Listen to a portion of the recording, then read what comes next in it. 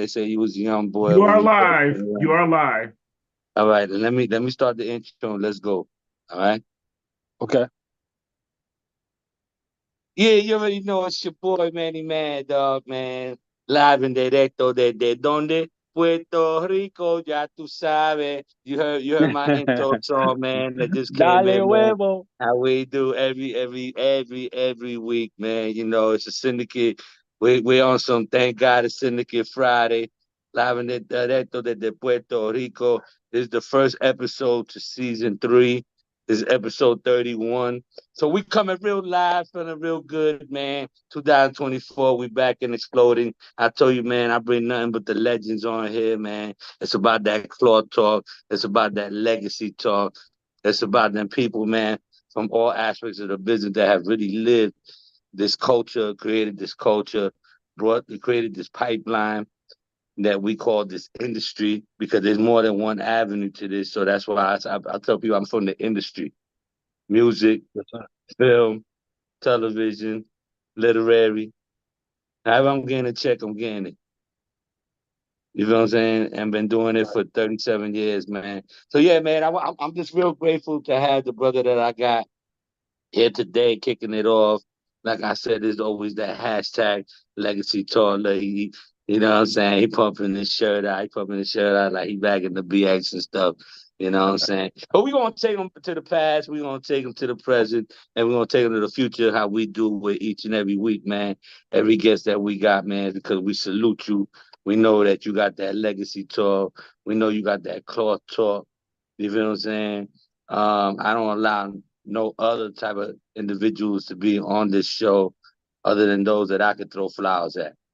You feel me? And Right. I've been doing this for a long time. So there's few and far in between that I can do that for. But this brother right here, man, is the truth, man. Give it up for my man Cavario H. Peace. Thank you. Thanks for having me. What up, Pleasure to what be up, here with what my up, brother. what up, what up, Daddy? How you doing, My man? brother, I'm like man. Everything's everything, bro. from Puerto Rico to the Carolinas to Atlanta You to New dig? York, man. We everywhere, man. We spreading like a bad habit. Yeah, spread like that culture. Spread like that hip hop culture, man. You know what I Puerto mean? Rico, you know what I'm saying? You dig? That's what I'm doing. You see what I'm doing? On Much the love, mountains of gang, man. Ciales. Yeah, you feel You me? dig? So you and You I dig? go back a long, long time. So it would be unfair to me not to take people back to the beginning, man, of who you are. You know what I'm saying? The culture that you not only embrace and created and help create, as well as being one of the co-founders of Don Diva, legendary Don Diva magazine, Divas and Dons, the exclusive pop yo mink, nigga. Pop your jacket, nigga. Pop your Minky Mink, man. If you in the building, you ain't getting in with that one, nigga. White, black, girl, I don't know for what color you rock. It gotta be That's Minky. right. That's right. Dons and Divas, man. It was some real fly shit. It was another time in our culture and our history, you know, and development, man. So I'm gonna take you back long before that. You know what I'm Okay. saying? Before you started writing the books and all that, which is amazing. I believe you're now in your fourth book. Yep, my fourth one personally, and I've written three others, and for other people. Right. And I'm writing one right now for a legend out of Queens called Ronnie Bump. Okay. Yeah, Okay. Let's so not get there yet. Let's not get there yet. Because you're okay, going into that section of where we're gonna be a little bit from that. You know okay, what I'm saying? Let's take you back. Let's take you back to the youngin'. The okay. young Cavario, like, who is that? Where you came from, man? You know what I'm saying? Where's your uprising, your upbringing? What schools you went to, and were you a school kid? Were you that geeky dude? Because I know you as that like if you got to come up with a new word for you, it's like that hood geek. You know what I'm saying? Because there's a whole lot of hood in your ass, but you understand that shit like, Yes, woo. I do. Yes, I You do. know what I'm saying? Yes, I do. That's why you fit Um, into the syndicate. that's right. I invited people to come and watch this, whatever, whatever. I said, this is your, I'm inviting you. This this is my invitation to you, This is what we do. to come They could either catch it participate with live a now, few they could catch it later. You know what I'm saying? with Either way, they're gonna a see few it. good guys. You know what I'm talking about? With the syndicate You know there. what I'm talking about? So, so yo, let them know, man. Real recognize real, man. Like, where you from? I'm originally from Harlem, New York, on 15th Okay. Street, 7th and 8th. Moved to the Bronx when I was about going on 9 or so. So when I met my beautiful wife, So and you kind of got that mixed swag in you. yeah, man, I'm Just original like me, Harlem and I'm original from the South Bronx. barrio, so I feel like I'm mixed a little bit. You know what I'm saying? But Yeah, I yeah. grew I up in mean, the Bronx. You know what I'm saying? yeah, that's what it is. I mean, at that time, Harlem and the Bronx were like two distinctly different worlds. Right. Before we moved to the Bronx, and I was taken across that McCombs Dam Bridge to the concourse where we moved to. Yep. Yep. I'd never heard of the Bronx. I'd never heard Spanish, the language. I only knew of white people and black people. I knew of nothing else. Like, um, just because I mean, Harlem, it was a village. West Harlem is a village, and the whole world came to Harlem. So I didn't have any awareness of anything else outside that. So when I first moved to the Bronx, that's when I first saw. It was a lot of old Jewish people still up there then, on the concourse, but a lot of the When you pulled up, right? There was still Jews on the concourse in the big oh yeah, apartment. oh yeah, yeah, yeah, no doubt, no doubt. Our All building was down on full of both Jewish sides. people. Yeah. Yeah. It was full of old Jewish people. You know, Is that where you went to? Is that where you touched down? the, the concourse. Yeah, Yeah. Okay. hmm yeah. We moved to 164th in the Grand Concourse, and as coming from an organized criminal family in the heroin business, um, to move to the Bronx, to the concourse in particular, that was a move up. It was a move up that was far enough to be safe because people didn't really leave Harlem to go to the Bronx or Bronx to go to Harlem. Like if Right. Not you at could that be a time. bad It was a motherfucker in divide. Harlem, but you don't take your ass to the Bronx because there's some other Yeah. bad motherfuckers up there. You know what I'm saying? Yeah. So You don't go people lay really your didn't head. cross You that might go line. for a moment. Yeah, people didn't really cross that line. Yeah. So moving to the concourse gave my mom the opportunity. My mom was the boss of the family. So So real quick, man, just doing a quick rewind on that. mhm, Background on your mom, your pops, and your family, man. mhm. Being the antithesis for you going to where you about to go on this story. Where did that come from? You said your mom was the Don Dada. You know what I'm saying? Like, Mhm. talk to me. I mean, my mom was, she's also from 115th Street. She was born there, like my father was born there, 115th Street. And like me and my wife, they knew each other since they were children, whatever. And they were two of the baddest people in my neighborhood growing up. When they were growing up, like my mother was Yeah. notorious for fucking people up. Real serious, real dangerous. My father, same thing. In fact, my mother gave my father his first black eye when they were kids. Uh, But my father had like 21 siblings. The Hunter family was a big family, and he was one of the younger males, um, but notorious, notorious. He was what you call a guerrilla gangster. So he's the kind okay. of guy that made tough guys uh, afraid. You know what I mean? Okay. My mother wasn't much different, only that she was more of a giant killer. So she was more so the person you came to get protection from men like my father, and they came up both very rough and tumble. Violence was par for the course, so you know So you seen that that from a kid. oh yeah, no doubt, no extreme violence.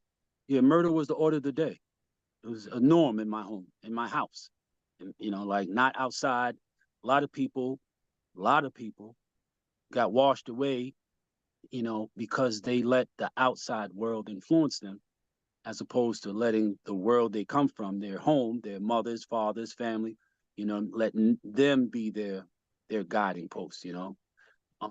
And for me, it was worse in my house than it was on the street. And when I say worse, I don't mean like for me. For me, it wasn't bad, but what was happening in my home was where the bad stuff comes from. You know, Some real life shit. drug dealing, murder, shit like Yeah, that. Like that was in my house. I went outside. It was like outside wasn't shit. yeah. You know, so that's why I tell people, to put my being, my way, my past, and my behaviors into perspective. I tell people I'm a genetically engineered gangster. And if you understand genetics, you understand that the Right there. same way you get your mother's nose, your father's Yeah, yeah, eyes, yeah, it's the same thing. Only yeah. I, DNA.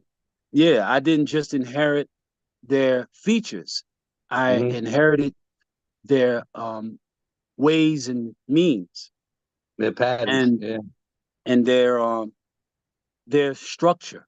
You know, that I was born in the '60s, late '60s. So at that time, Harlem was the epicenter of the narcotics game, and specifically heroin. Cocaine was a party favor. That's not Exactly. what people who wanted to get money, in the drug Right, business, they didn't right, get into the cocaine business. right. As they got into the heroin business. And to get into the heroin business, you kind of had to have you had to have a line. You couldn't go up to Broadway and just see some guy standing there with jerry curls and polyester pants and hard bottom shoes with no socks and say, I got so much money, sell me some drugs. That didn't Nah, exist. nah, That didn't nah, exist. nah, nah, You could nah, nah, only nah, you nah. could There was only a get line it of from the protocol. people who had it, and it was only maybe a handful of people who had it. It was like maybe 4, 5 people who had it, and you had to get it from one of them or someone who was connected directly to one of them, or somebody who's connected to that person. And there was enough room for you to be 4 or 5 people removed and still get rich in 6 months. And you got to think about the the difference between the the money and its power back then and now. So if Mm-hmm. you Mm-hmm. had if the average rent was $200 a month for a really, Yep. really nice place, Yeah, yeah, yeah. and Really nice. your groceries, if you got a family of 4, your groceries probably maybe coming up, if y'all eating good, maybe $125 a month, Yeah, right? A brand new Cadillac was $4,500, $6,000 yeah, tops, yeah, yeah. right? Wow. Right. So you think about the cost of living back then, and you think Yeah, about that the time. fact that a person was, on like just on my block, my family made $50,000 a day every day during a time where $50,000 was the equivalent to $250,000 now. Yeah, yeah, exactly. So whatever Exactly. you could buy with $250,000 now, you could buy back then with fifty Today. thousand dollars. Yeah, yeah, yeah, yeah, You know what I mean? yeah. That's the So exchange rate. yeah, like that was the rate. This is based upon the rate of inflation. Yeah. So you know getting to a bag back then was completely different. It was all about heroin, not at all about cocaine. Not at all. So Not at what were you all. based at this time? Hmm. Where were you based at this time in terms of your development? And Oh, how it were was you at this point, Harlem, man, where Harlem you in was the Harlem becoming in the that Bronx. dude, that go-to guy? You became the person that now you talk about in Don Diva and so on and so forth. I mean, Harlem in the Bronx. Harlem in the Bronx. I mean, when we left Harlem, we didn't like leave and go nowhere. I mean, we lived on 115th Street. It's my grandmother's apartment where my mother grew up. Where my sister grew up, where all of my siblings and older cousins grew up. And when we moved to the Bronx, we kept my grandmother's apartment. My grandmother, shortly afterwards, she moved to the Bronx, with us. But we kept the apartment. My family controlled 15th Street. So um, to have the apartment there was just another place to keep material and run the block. So we never got rid of the apartment. when I started selling dope in the block when I was 14. Um, so I started selling coke at 13. Started selling guns at 12. I was big on guns, very, very big on guns. Lots of guns. Back in the late 70s, lots of guns. So, Man, you was a shorty at that time, bro. yep, yep. But I Cause was very we advanced. about the same age. You was a Yeah, shorty. yeah. I was very advanced. I was very, very advanced. And like I said, because of my home, not my neighborhood, I was They put you indoctrinated they with put you the. in that environment. Yeah, they gave me the game. They gave me the game. They trained me on how to conduct myself as a professional criminal. You know, how to, you know, deal with people, move, um, manage people. You know, how to manage oppositional situations, how to manage. And when I say manage them, I don't mean simply point and shoot, because at the end of the day, nothing is more important than the money. Not you, not me, nothing. Not your enemy. Nobody's more important than the money, because that's what we're out here for, the money. So you don't do anything that's going to be uh, counterproductive to that long term goal. I was given that as a child in the single digits. You know, you don't. My father put my first gun in my hand when I was 4, and let me shoot it out the Mm, window. Our apartment at 15th mm. Street. Um, my mother gave me And my how do first. you feel that that affected you in long term? Well, what it did was it he didn't want me to be afraid of the sound, but he didn't consider I might become enamored with it. You dig? He didn't think Yeah, about hell yeah. maybe he'll like the sound of gunfire. And what does that mean? How does that manifest? And the power behind it. Right.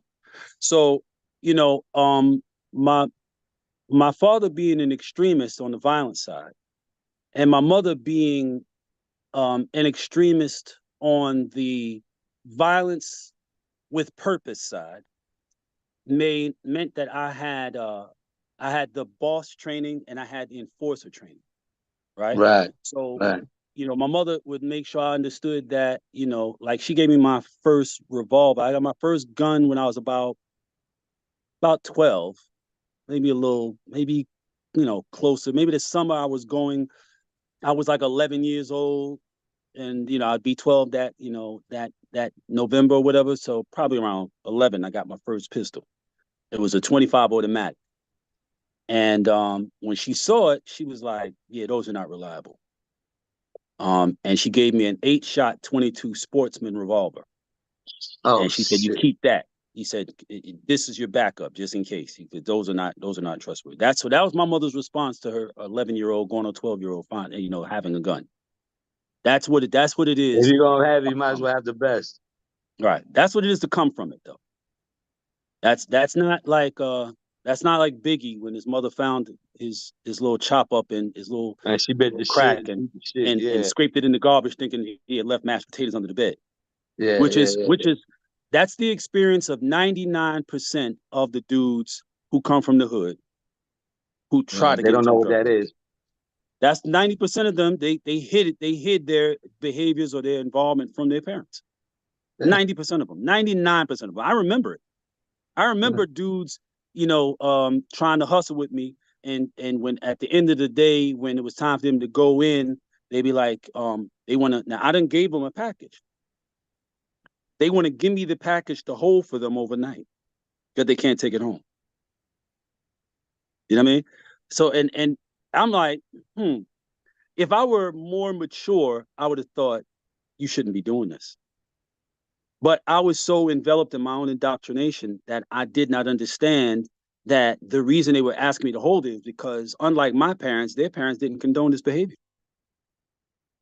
Didn't even occur to me.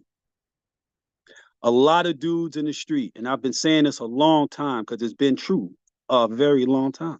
So a lot of dudes in the street that had no business being there.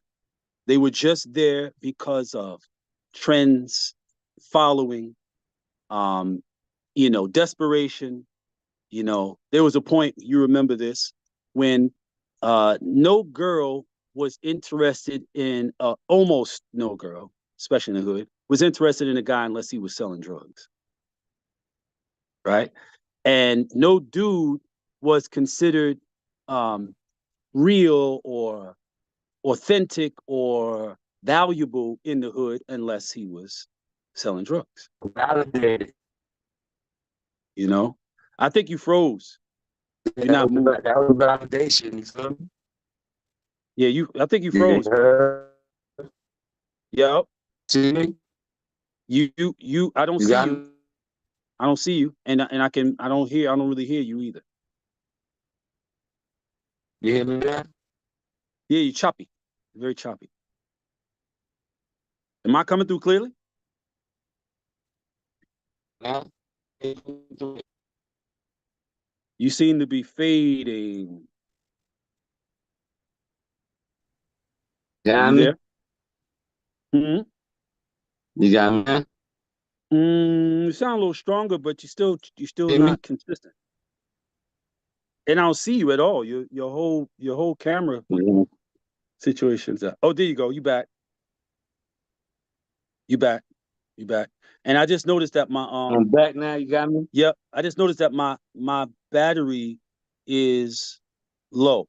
So give me 1 second. I'm gonna go and get a what you call it? I'm gonna go get a plug real quick. We're coming back for part two. Come on.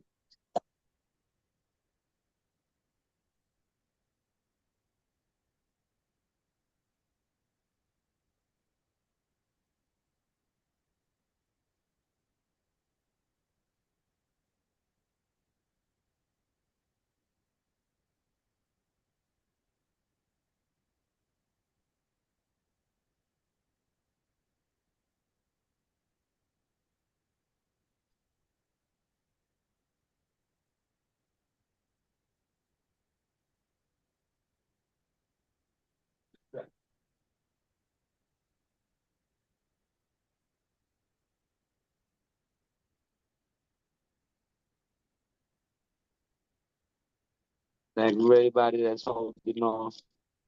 Y'all hear me?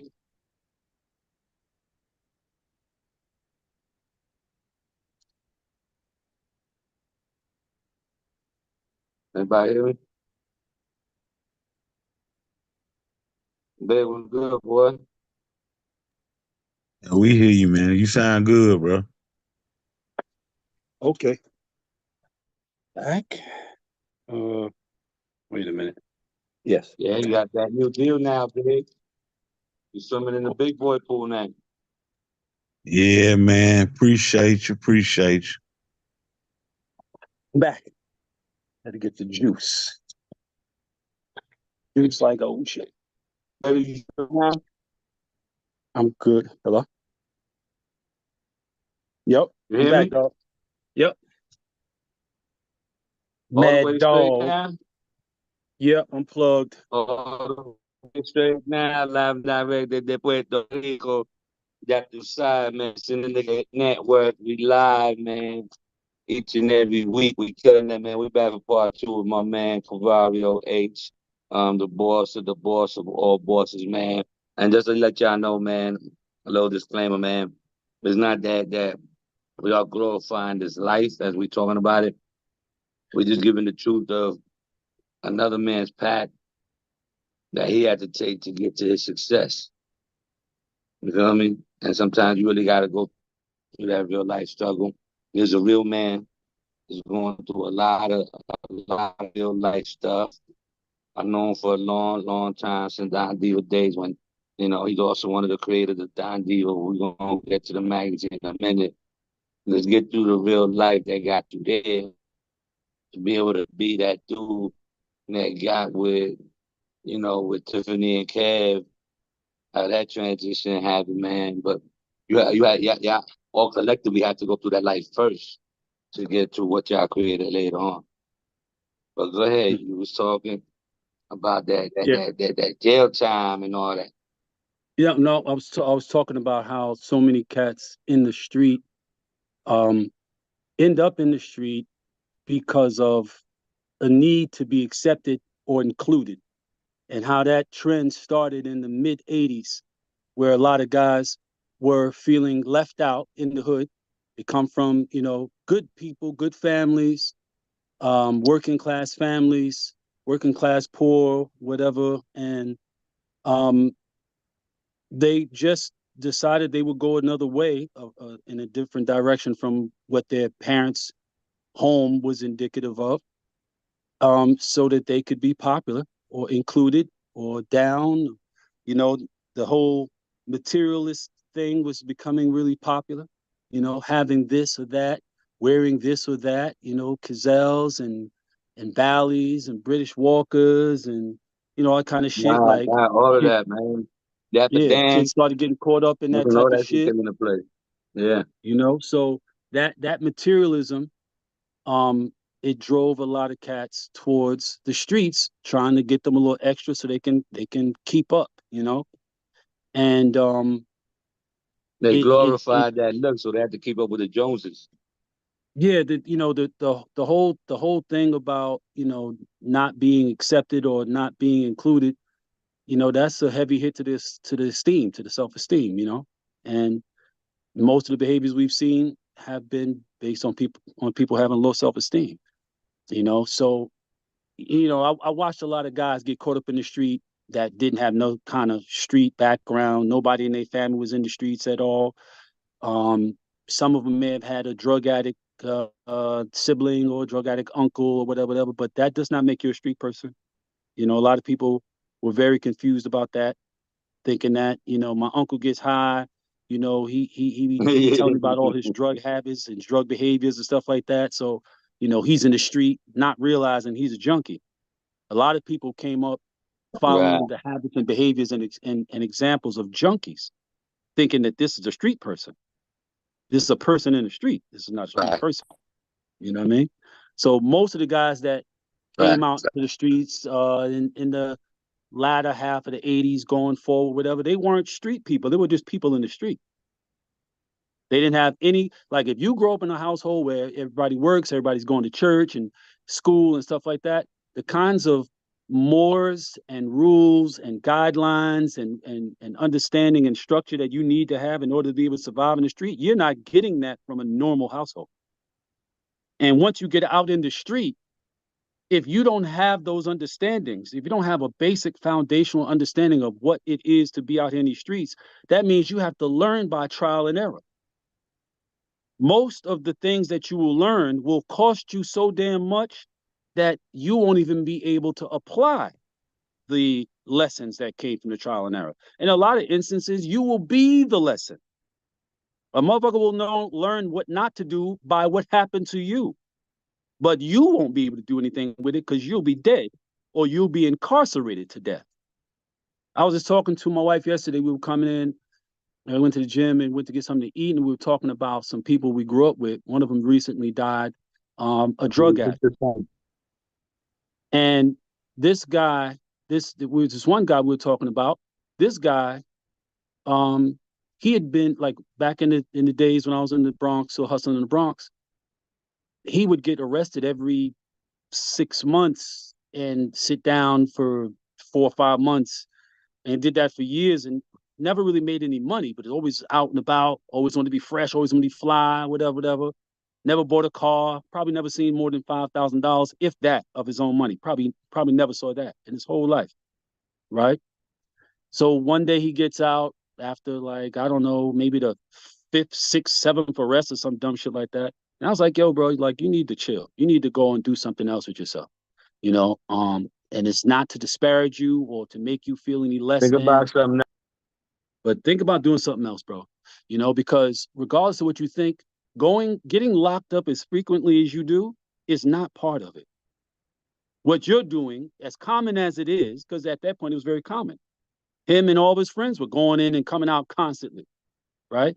And I think they thought because of the commonality of it that it was normal for the par for the course. But no, it's not. It's not. That's what happens to people who don't know what the fuck they're doing, you know? And I told him, I said, if you keep on, they're going to hit you with what they call a career criminal act. And, a predicate felon, like, you keep getting locked up for these bullshit charges, they're going to give you big time. And sure as shit, they gave him 25 fucking years. And he was one of many, many, many like that. Guys who just happen to be poor, happen to come from the hood. And because they come from the hood and they're poor, they think, oh, I must be a street person because look, all this stuff going on around me in the neighborhood. That's the neighborhood. And those are junkies for the most part. They're junkies. So the happenstance of you being in a poor neighborhood and the fact that you're surrounded by junkies and mindless behavior does not a street nigga make. And that's why so many of them ended up going to prison. That's why so many ended up getting killed, you know? So, you know, that was the time and space that I came up and through, you know. I started selling cocaine in 1980, approaching 13. I got it from my first package I got from my best friend Edgar's mom, named Candy. She was the lady who had the number hole on 170th Street. And you know, she was fucking with this old Colombian dude who wanted to marry her. And he was plugged. And he used to give her coke. And we used to party with it. You know, I started sniffing coke when I was like 11, you know. So, you know, we was partying back then. Cocaine was, like I said, it was a party favor. Yo, you hear me? Yeah. I can hear you. Okay. Yeah. So then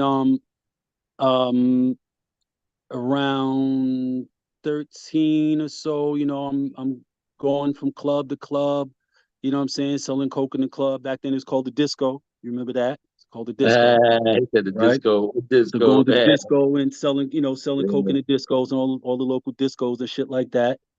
And then you know, started fever pumping and out of all the Disco Fever and 371 and Uptown Garage and Yeah, there T you go. Name the name, Connection, baby. Yeah. you dig? Yeah. Like, you know, I the like Red that. Parrot, Of shit course. like that, right? Roseland. Don't forget Roseland. Right. Roseland, Latin Quarter, you Land know, Quarter. shit like Yep. that. You know, so I'm a young, fly, fresh nigga, you know what I mean? Silks and leathers and fur coats and, you know, shit like that, whatever. And you a little young dude like that, walking around like that, and you got cocaine, they don't care how young you are. This is back in the Yeah. days of you didn't go to a club and they asked you for your ID. Nah. They asked you, they looked at you to see whether you look like you fit and then asked you if you had the entry fee. That's it. If you look like you belong and you got the money to get in, I don't give a Yeah. fuck if you're 5. You're 5 years old, you're 5 and you fly. Come on, kid, bring your ass on in. Have a good time. They didn't care. Yeah. We're not IDing you. Right. So, you know, went from that to doing it in this game room on Walton Avenue, like 168th, 69th of Walton Avenue used to be a game room over there. Started pumping out Let the them know where game that's room. at, where Walton Ave is at. Yeah, I mean, I Walton know, but Avenue. let It's in the them know for the Bronx. It's in the benefit of the BX. listeners. It's in the South. It's in the South Yeah. Bronx. You know what I Okay. mean? And you know, we went. You know, we started pumping. Me and my man, Edgar, whose mom gave us the package. You know, started pumping out of there, whatever. And then you know, being that I was out of the mob I'm out of, I just was more inclined towards building on that. And he just really wanted to just, you know, have some fun, sniff some coke, you know, mess around with girls, whatever. But I was way more, you Yeah, know, get your trying money. for it. You did. So Yeah. I went from that to I started hitting cats. You know what I'm saying? So started giving out packages, whatever, you know. And the old Colombian dude that Candy was messing with, he started giving her more and more and more and more and more coke to the point where it's like That's what I'm saying. we So can't. when you were building your team at that time Yep. You know what I mean? So out the it's Bronx? like we couldn't sniff all this shit, so we just started selling it. Right. You know? And then, you know, just built from there. I started opening up um little coke spots.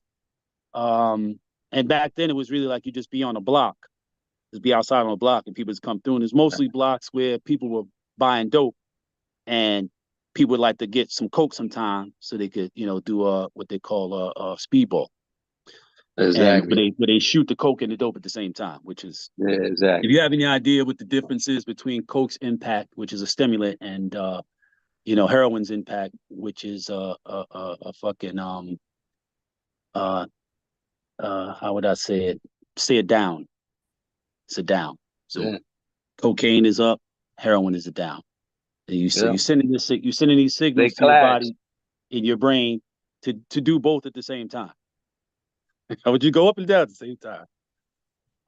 So um went from that to uh at that point, my mother's giving me guidance, whatever, tell me, what to do, how to do, and all that, whatever. I got my package.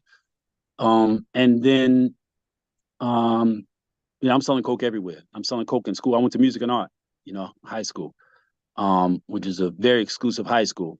Hold on, so And hold on. So you in music and art, yeah, selling and coke. so and your creativity, Yeah, I'm selling coke. and here you are doing some street shit like that Terrible, to the young motherfuckers that got money.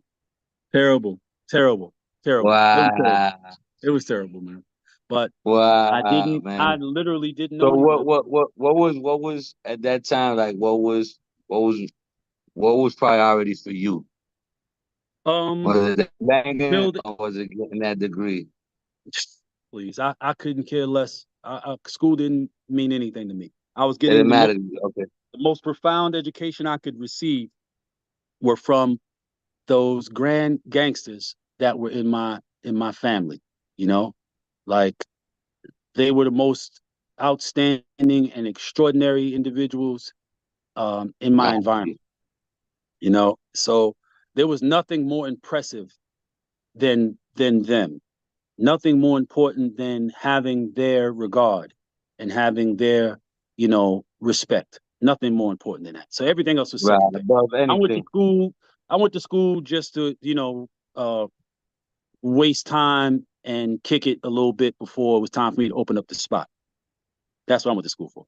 I didn't care. I went to school to be fresh, be fly. I mean, anybody who went to school with me will tell you.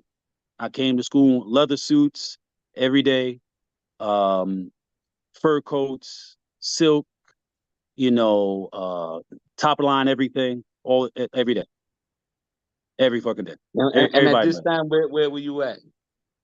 What you mean? Where were Living? you at? Where were you going to school? Where were you living? Like, Oh, yeah. music and art. Let's see music and art. Let's see What music I'm and art. saying, what I'm saying, you was living down, so you was living in New York during that time. How long did you Yeah, go there? yeah. To music and art. I went to music and art for 4 years. I went to Okay. music like the first 2 years we were in the original building, which was on 135th and St. Nicholas Terrace. We used to call it the Castle. I think they ended up giving it the campus when we finally moved into the new building, which was down on Amsterdam, directly behind Lincoln Center, Right, I remember. right next door to King High School, actually. Yeah, yeah, yeah, I mean, yeah, yeah.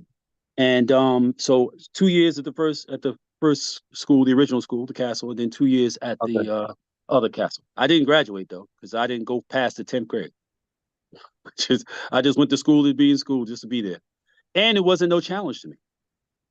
Wasn't no fucking Right. challenge to me at all. Like my teachers is like, you could pass all these classes, like it's easy for you. I was like, yeah, I don't give a fuck about this shit. I make more money than you do.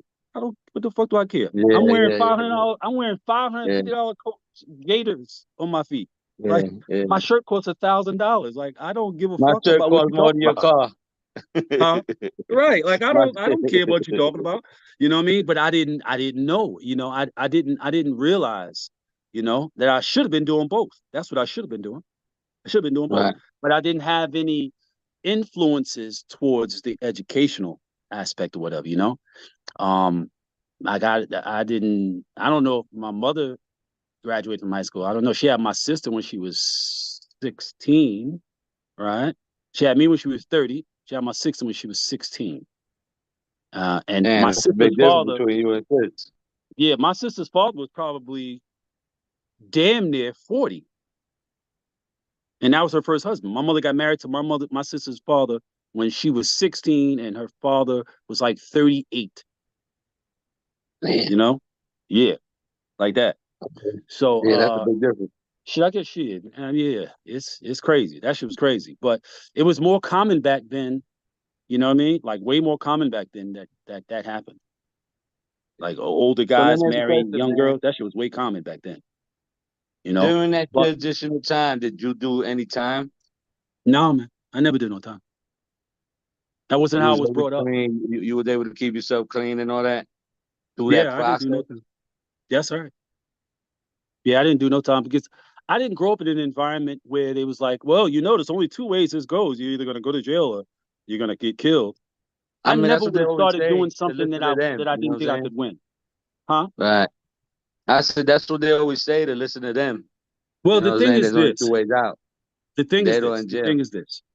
The thing is this. Think about what I said earlier about the majority of the people that have been in the street over the last 35 years. The majority of them, the majority of them had no business in the street. They just happened to be poor, inner city, uneducated, underserved individuals.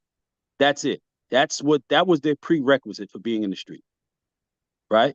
Right. So if that's the prerequisite of these individuals, or that is their situation, those are their conditions, then of course there are only two outcomes for them because they got no insight.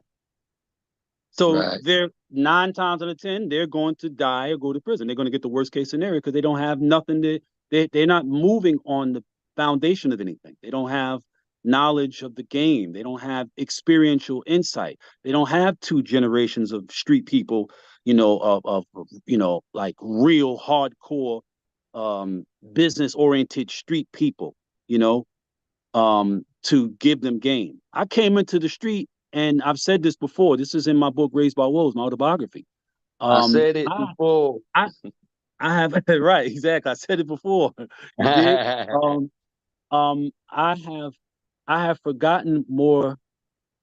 I have forgotten more about the game of death than most will have the time or opportunity to learn before their time is up and their opportunities are no more. Facts. I came into the game with that. I came Facts. into the game, with an understanding of two generations of hardcore people before me. That means their experiences, their wisdom. That I had that in my head already because I had been being indoctrinated with it since I was 4 or 5 fucking years old. So I had the disciplines of people and the awarenesses of people who had been in the street for fucking 20 years Yeah. already. You know what I mean? Yeah. So, that gave me a tremendous advantage. Never had it been like exposed to me or displayed for me or demonstrated for me that you're going to go to jail or get killed because nobody in my family went to jail for selling drugs or got killed for selling drugs. Nobody. If anybody Damn, went to that's jail in my crazy. family, it was for violence or possession of a weapon with intent to commit violence. And even that was rare because back then, one, nobody really cared about you doing something to some other black person, Right. right? Right. Nobody Right. cared. That's a fact. Right. Nobody cared. Okay. True. Two, if you had money, you could get out of anything. Plain and simple. You got to realize again, think back to what I was saying about how $50,000 back then, we talking 45 years ago. $50,000 back then would be, like 200,000 plus today. And the It's more average than that. person's income would be, somewhere around 125, $150 a week, Yeah. right? So if you're a cop or a judge or a lawyer, uh, a prosecutor, and somebody's offering you $5,000. In one shot.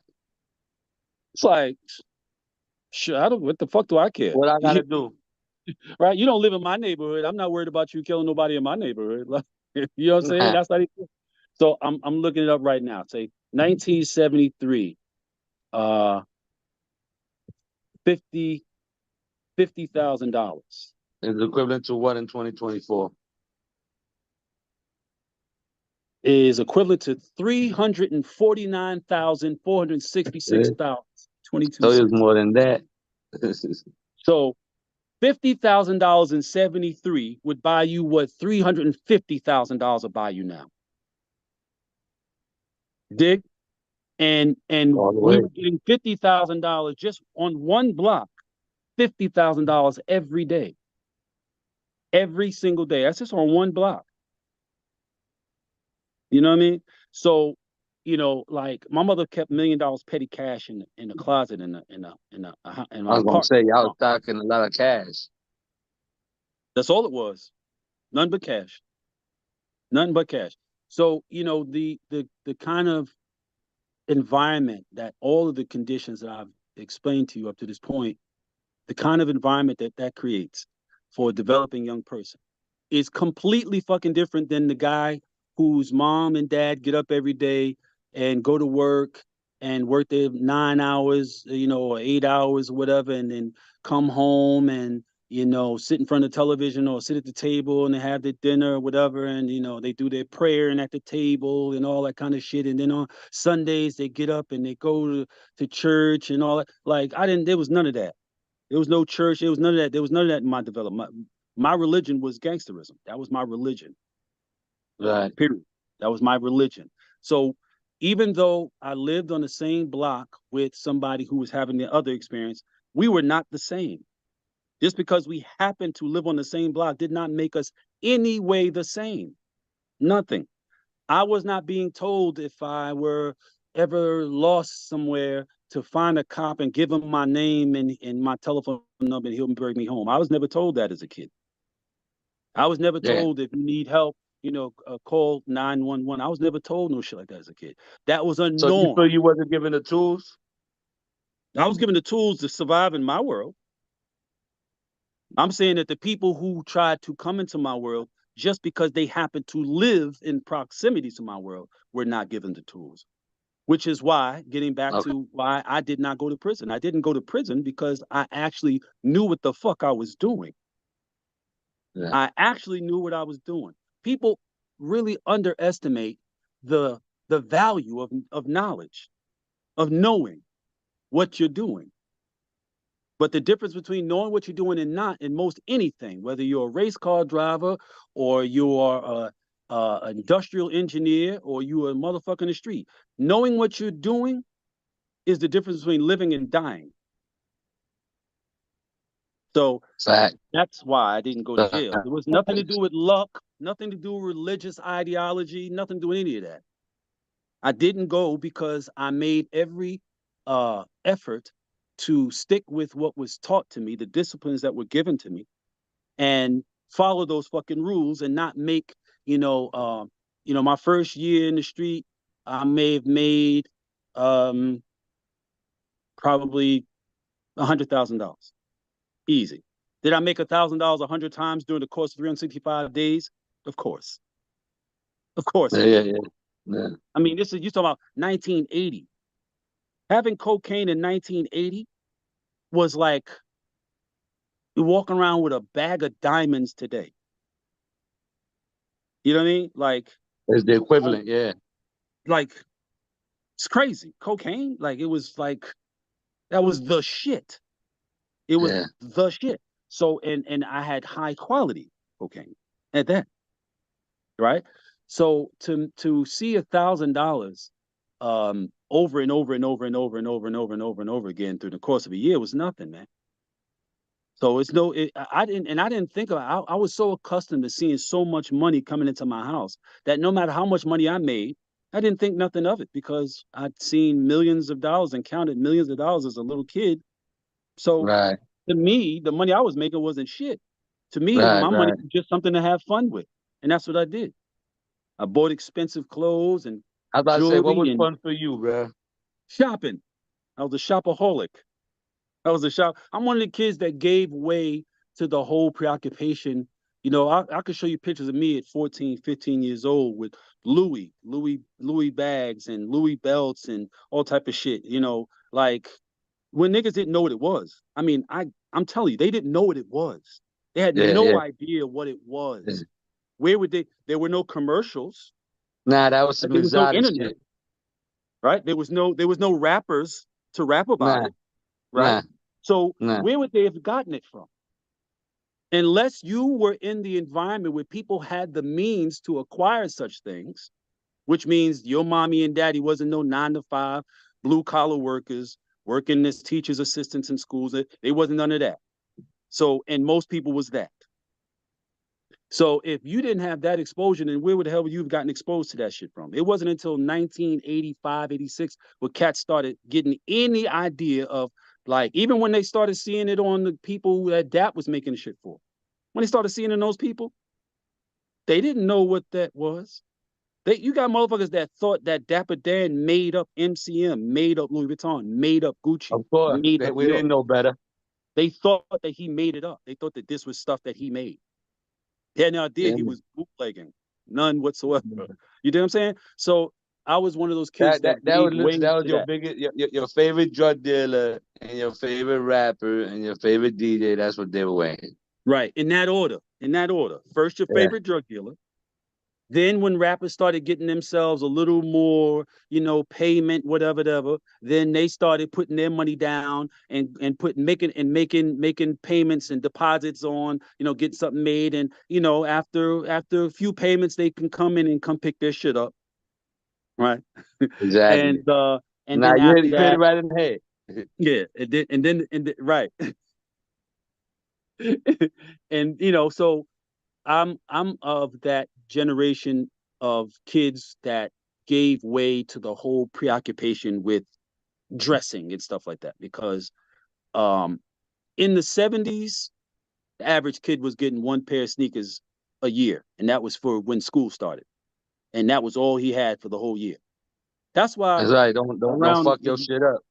right, that's right, that's why kids had uh um school clothes and play clothes. Remember that? Yeah, Yeah, I didn't have that. yeah. Well, when you I get home, played. you I better played in change up. whatever the fuck I want. Some other like, "Yo, you still got your school clothes on?" I'd be like, "My school Right. clothes? My clothes? What? What you Talking about mean? my What clothes? you mean? Talking about school clothes?" But I didn't understand. I didn't understand that the people around me were poor. I didn't understand that. I didn't. I had no concept of it. I was only exposed to my home and my environment, my circumstances. I thought what was happening in my home was happening in everybody's home. That's what all kids think. All kids think that what's happening in their home is what's happening every other home until they get exposure to other people's homes, and that don't Especially happen when until a that's your, mother be especially when that's your environment. If that's what you got yeah, around you, like you live, in a tenement or something like that, and that's all around you. right. And at the end of the day, that's all you see. You figure You think that's all that's there all there is is? to life. And That's everybody's that's like it. me. We That's all right. we all getting the block of cheese. We all getting the bread. You know what I'm saying? That's right. Like That's right. That's right. we all getting into Right. certain things, man. You know what I'm saying? So it's Yep. understood you until you start living outside of that. So you You start, start yeah. So you growing start up and moving start moving getting around out of that. outside that space. Then you start seeing things. You start doing comparisons. So that right there, that dynamic right there, that dynamic expanded when rappers started rapping about materialistic things, right? But then the degree to which that advent in the music impacted the people was only to the degree that those people were going into the venues where they could hear the music. Because remember, like we were saying earlier, Yeah, yeah, yeah, you yeah. couldn't go anywhere and hear the music except the park, or a rec center, and that was sparing. And places like Charles's, my man Charles had the spot over on 125th Street back in the days, which was the Right, only place that anybody would. There was no place they would let you play that bippity boop shit they used to call it back in the days, the hip hop. right, You don't bring that. right. I don't want that bippity boop shit in here because it bring the kids. And the kids don't know how to conduct themselves in these environments because they don't know it's a lot more going on than what meets the eye. You know what I mean? Motherfuckers are Yeah. transacting all Or kinds of when the business in Shabazz, here. or when I used to fuck with the Shabazz brothers. Yeah, it's my You dudes. know what I'm saying? Yeah, yeah, yeah. They were right across the street from the Apollo, man. They was right there in that mall and doing events and shit Yep, like Mark that. Like, 125. Yep. yeah, Yeah, yeah, this is exactly. That's like a yep. whole different time. Like a lot of cats don't know about that. Man. If that man, it's You too bad. It's too bad. It's too bad, man. know what I'm Them saying? places I That's done like taking waved you in to are far 5,001 away. flavors. You know what I'm saying? Those are all classic lines. Yeah, man. It took away a lot of that environment. That Mark 125 environment was such a collective representation of the Harlem experience of what was what it had culminated to, and what was really left of it, was right at the Mark 125. One of my furriers, my main furrier, Sticks, he made my full length Black Llama in there, you know, Yeah, yeah, stretched it yeah, and yeah. everything, that motherfucker, I know you you're know? talking about. Yeah, my man Sticks. And Yeah, shout out to Sticks, man. Sticks is still alive. yeah. He's still kicking. Still kicking, my Bless man. you, man. Yeah, fly old dude. So you know, that whole materialism thing came into real prominence once rap music started getting mainstream distribution, and it was more so they were hearing about stuff, but they weren't seeing it. If you weren't in New Right, York, if you weren't in certain environments, you weren't seeing it. Even in New York, you had to be in certain environments, otherwise you weren't seeing it, right? right, And right. so when they started getting the visuals, then cats started more so seeing it if they had cable. So because I moved around as much as I did, I knew where things weren't hitting and where they were hitting. You know, I was moving around in real time in the streets. A lot of people were not, bro. Like Right. for real, bro. Like And you know, a lot of them got I left was behind. outside. They got left behind. Yeah, a lot of cats wasn't moving around, bro. A lot of cats was on. Yeah, A lot of cats didn't leave their neighborhoods until they were in their 20s. So everything that they understood about what was happening in the environment as far as fashion, style, attitude, behavior, it was whatever degree of it trickled into their little neighborhood. right, right. So On my cats on block, baby, on my 157th block. Street in Amsterdam, right? So whatever cat that grew up on 157th Street in Amsterdam, say the cat came outside at 14 years old, for the first time, which is average. On average, cats was coming outside around 14 years old. They start high school, they start getting a little more liberty. The parents Around start letting 11, out a little 12. more, right? So now you out on your block, whereas you used to just come in from school and go in and maybe be able to stand outside until the street lights came on, then you had to go inside. So everything else you experienced through hearing what happened, or looking out the window if you had a front window and seeing what happened, but you didn't really know what the fuck was going on at all, Yeah, right?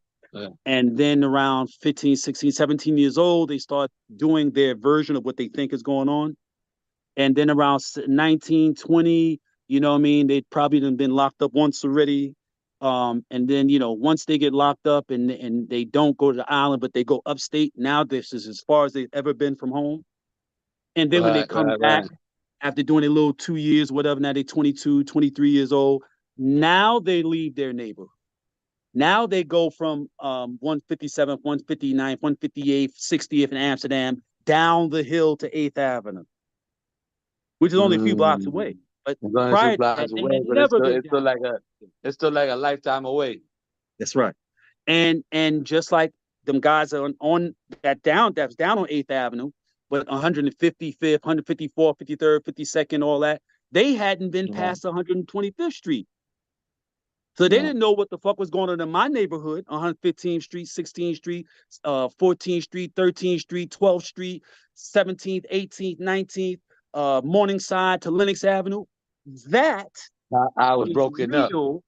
That is Harlem culture right there. Yeah, yeah, That yeah, area that yeah, I'm talking about, where I'm from, yeah, yeah, yeah. that's where everything that became popular, the fashion, the style, the attitude, all that's where it came from. But if you weren't from there, then you didn't know that. You thought that whatever you got when you got exposed to it when you was 14, 15 years old, or 115, 150th in Amsterdam, 157th in Amsterdam, you think that when you got exposed to it, that's when it started and that's when it came up. That's when it was created. Same thing with the guys on 8th Avenue, 150th, 55th, Yeah, 60th. yeah, Same thing. That's when it's created. It yeah, wasn't nigga. until I they came created that shit. Yeah, downtown and was like, "Oh shit, what the fuck? Oh my god, what they doing down here? It's crazy down." You know what I'm yeah, saying? That's how we yeah. got the difference between a cat being like, the cat from like me would say, I'm from Harlem." A Right. cat from 145th Street on up would tell you he's from uptown, Yeah, of course. because that was a different place. It was a different place until about the mid '80s. There was no coalescence like that, man. Cats did not leave their neighborhoods, and they can't tell me nothing because I was fucking there. I don't care what you think. I was there, and I moved Right. across those spaces. So I know. I knew niggas that lived in the polo grounds. It's what you And see in Godfather of Harlem and all that shit. right, niggas did not go nowhere, bro. They didn't go nowhere. They didn't know nothing about Don't cross nothing. them lines. It was a whole bunch of motherfuckers that didn't know shit about a whole bunch of shit that was from the polo grounds all there until niggas started coming, until the rooftop blew and niggas started seeing niggas come. Niggas were just, there was niggas that grew up in the polo grounds, which is caddy corner to the rooftop, right across the street from the Tell Rucker. them about the rooftop. Tell the listeners Bro, about the rooftop, bro, so they can understand. That's old the school right there. rooftop is the epitome. Shout out to my brother Gusto. You know what I mean? That's yep. He was secretly the owner of the rooftop, Yeah. right? Speak it out Gusto was loud. the guy who had Gusto had probably the first crack spot. This is before the term crack. Base spot. 404, right? That was the address. It was on off of 145th Street. It was like Bradhurst or something like that. He was Bradhurst. Um, this guy was doing $100,000 every 12 hours. Mm, This was this is oh shit. mm. No, where you at? See? Wario, I don't see you.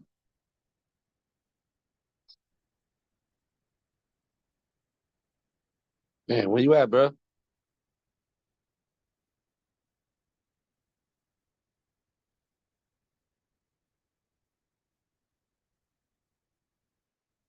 Yo, come on, man. It's always something, man. We gotta find a better way.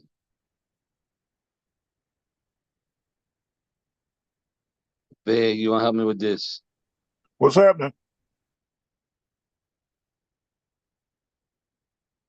It says he's on here, but I don't see him. Nah, I lost him. Damn, man.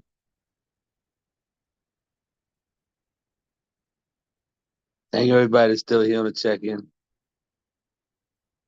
I want to get to the whole Don Diva era, which has been made a major impact, man, in publications. Spawned another magazine circulation. If y'all remember Feds, you know what I'm saying? Um, Rise, one of the founders, man. The story, man. His history is deep. Ran with Meech for a long time. He's in a documentary and all that for BMF. Like the real doc. Ran close with Meech. Like, we ain't even got dead to that part yet.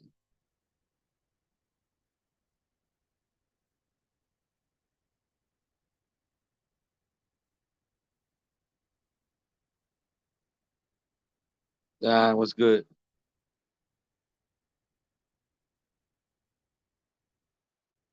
Got infamous Michael Calhoun, WLP, big 1842, man. New Deal, Lowe's,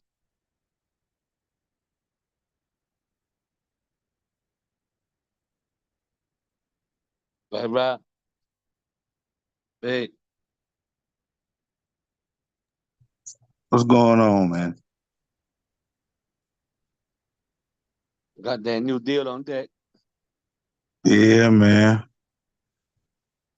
Feeling real good nowadays, brother. I know Rod Schwartz, man. Who Mag. Definitely you gotta connect with man. You know, he's a superstar maker, Mr. Kermit. Okay. Yeah, he got a deal over at Orchard Sony. But through Rod Short, through Humag.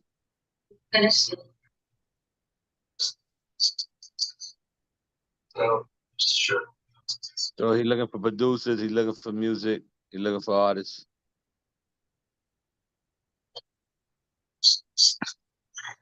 I take this shit national, man. He based out of Georgia. Trap County, LaGrange, Georgia. Let them know, Sean. Let them know. Hey, 706, man. I Trying to know what it make is, something though. happen out of a small town, man. Small town boy with big city dream. And that's why you got to hook up with Kermit, too, man. Kermit's a beast in the Midwest. I got a partner here from out there in Wisconsin. He moved here a while back in like '96.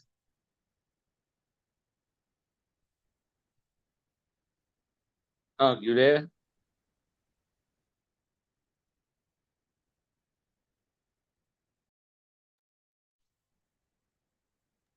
I'm here on multitask. That's why I'm on my ECMD on phone. That's why ECMD on there twice.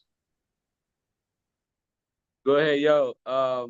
Big, you were talking to Kermit.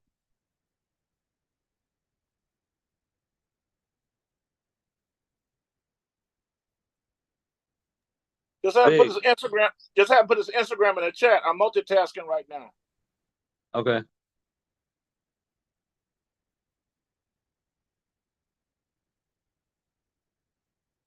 I'm trying to wait. I'm trying to give the courtesy to our guests. I may have to come back, I guess, and do a part two and get it done another time, man, because I don't want to keep everybody on hold. I know it's Friday night. My neighbors are looking for me right now for a barbecue.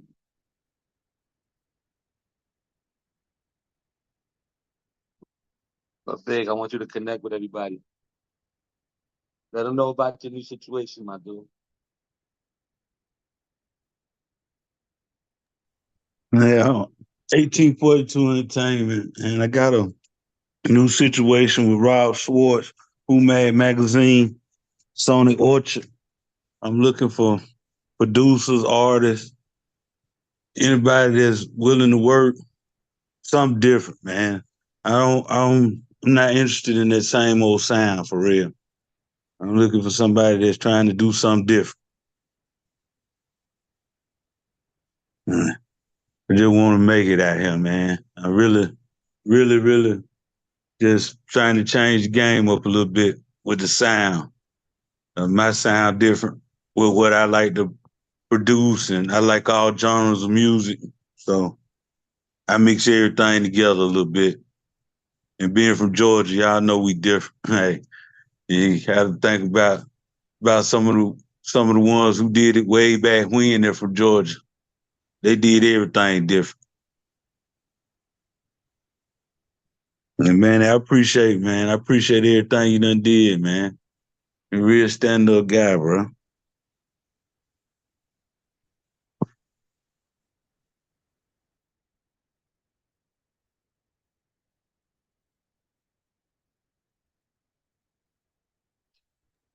Oh yeah, y'all can follow me on all platforms at Big 1842 or Monday Marchetti on Facebook. But I'm Big 1842 on there too. Let go. Cavario, you back with me? Wow, you back with me?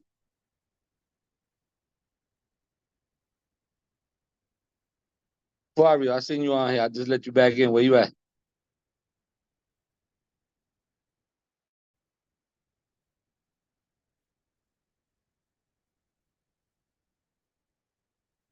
Cavario, where you at?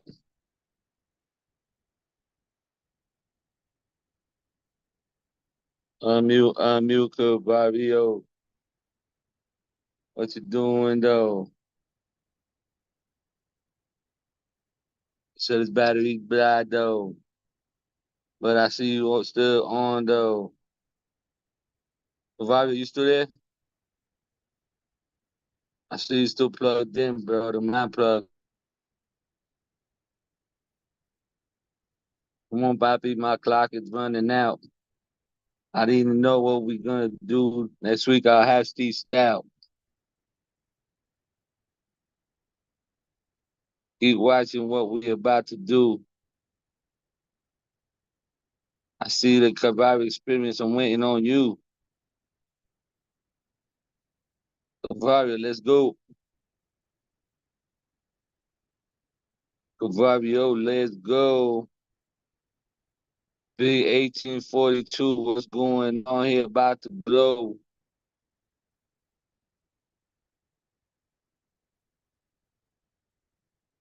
You know, my brother doing it for the GA. I'm waiting for Cavario. Give me something. Let's go.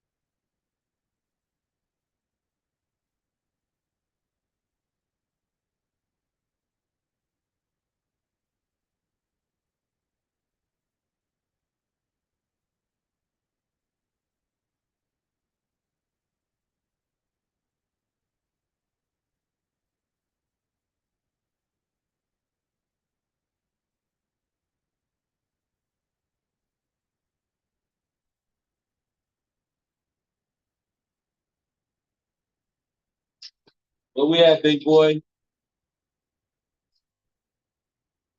Cavario.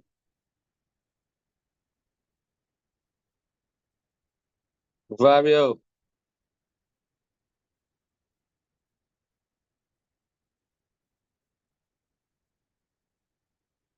Right, we there? And now I have to shoot another part. It shows up here with a camera.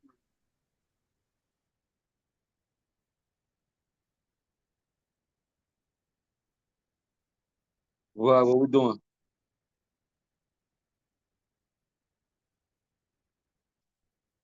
Right, we there? Maybe we need to call him. He putting his hand up. That must mean he's having a problem. He can explain it in the chat. That ain't helping me out. He can put in the chat. You have to call him. Cavario, where you at?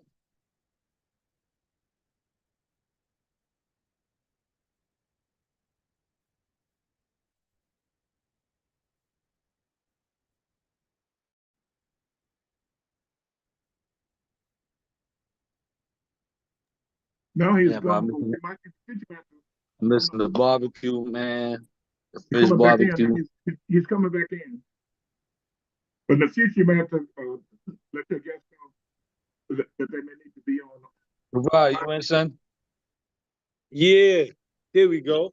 Yo, it wouldn't let me unmute, or hit my computer on my camera. I was texting you. I sent you screenshots. I No. could hear you, but I couldn't do nothing else. So that's what it is. All right. That's what it is, man. So let's get back on the block, man, Okay. between New York, my So, Bronx. all right. So all right. So we moved to the Bronx. Planning. You Start get money. hustling. You Start hustling stacking in ones. 1980. Stacking I ones. start. At what point do you get with Tiffany and Kev? Is that too Oh, far bro, ahead? listen. That's a Did a lot million. happen between there and where That's we at? bro. That's a million years later. That's a million years later. Okay, A come on, million. take me through it. Come on, man. You know, Don Diva was a whole other life. Whole other life. Okay, I started let's Don get Diva when I there. was 33 years old. I retired from the street when I was 30.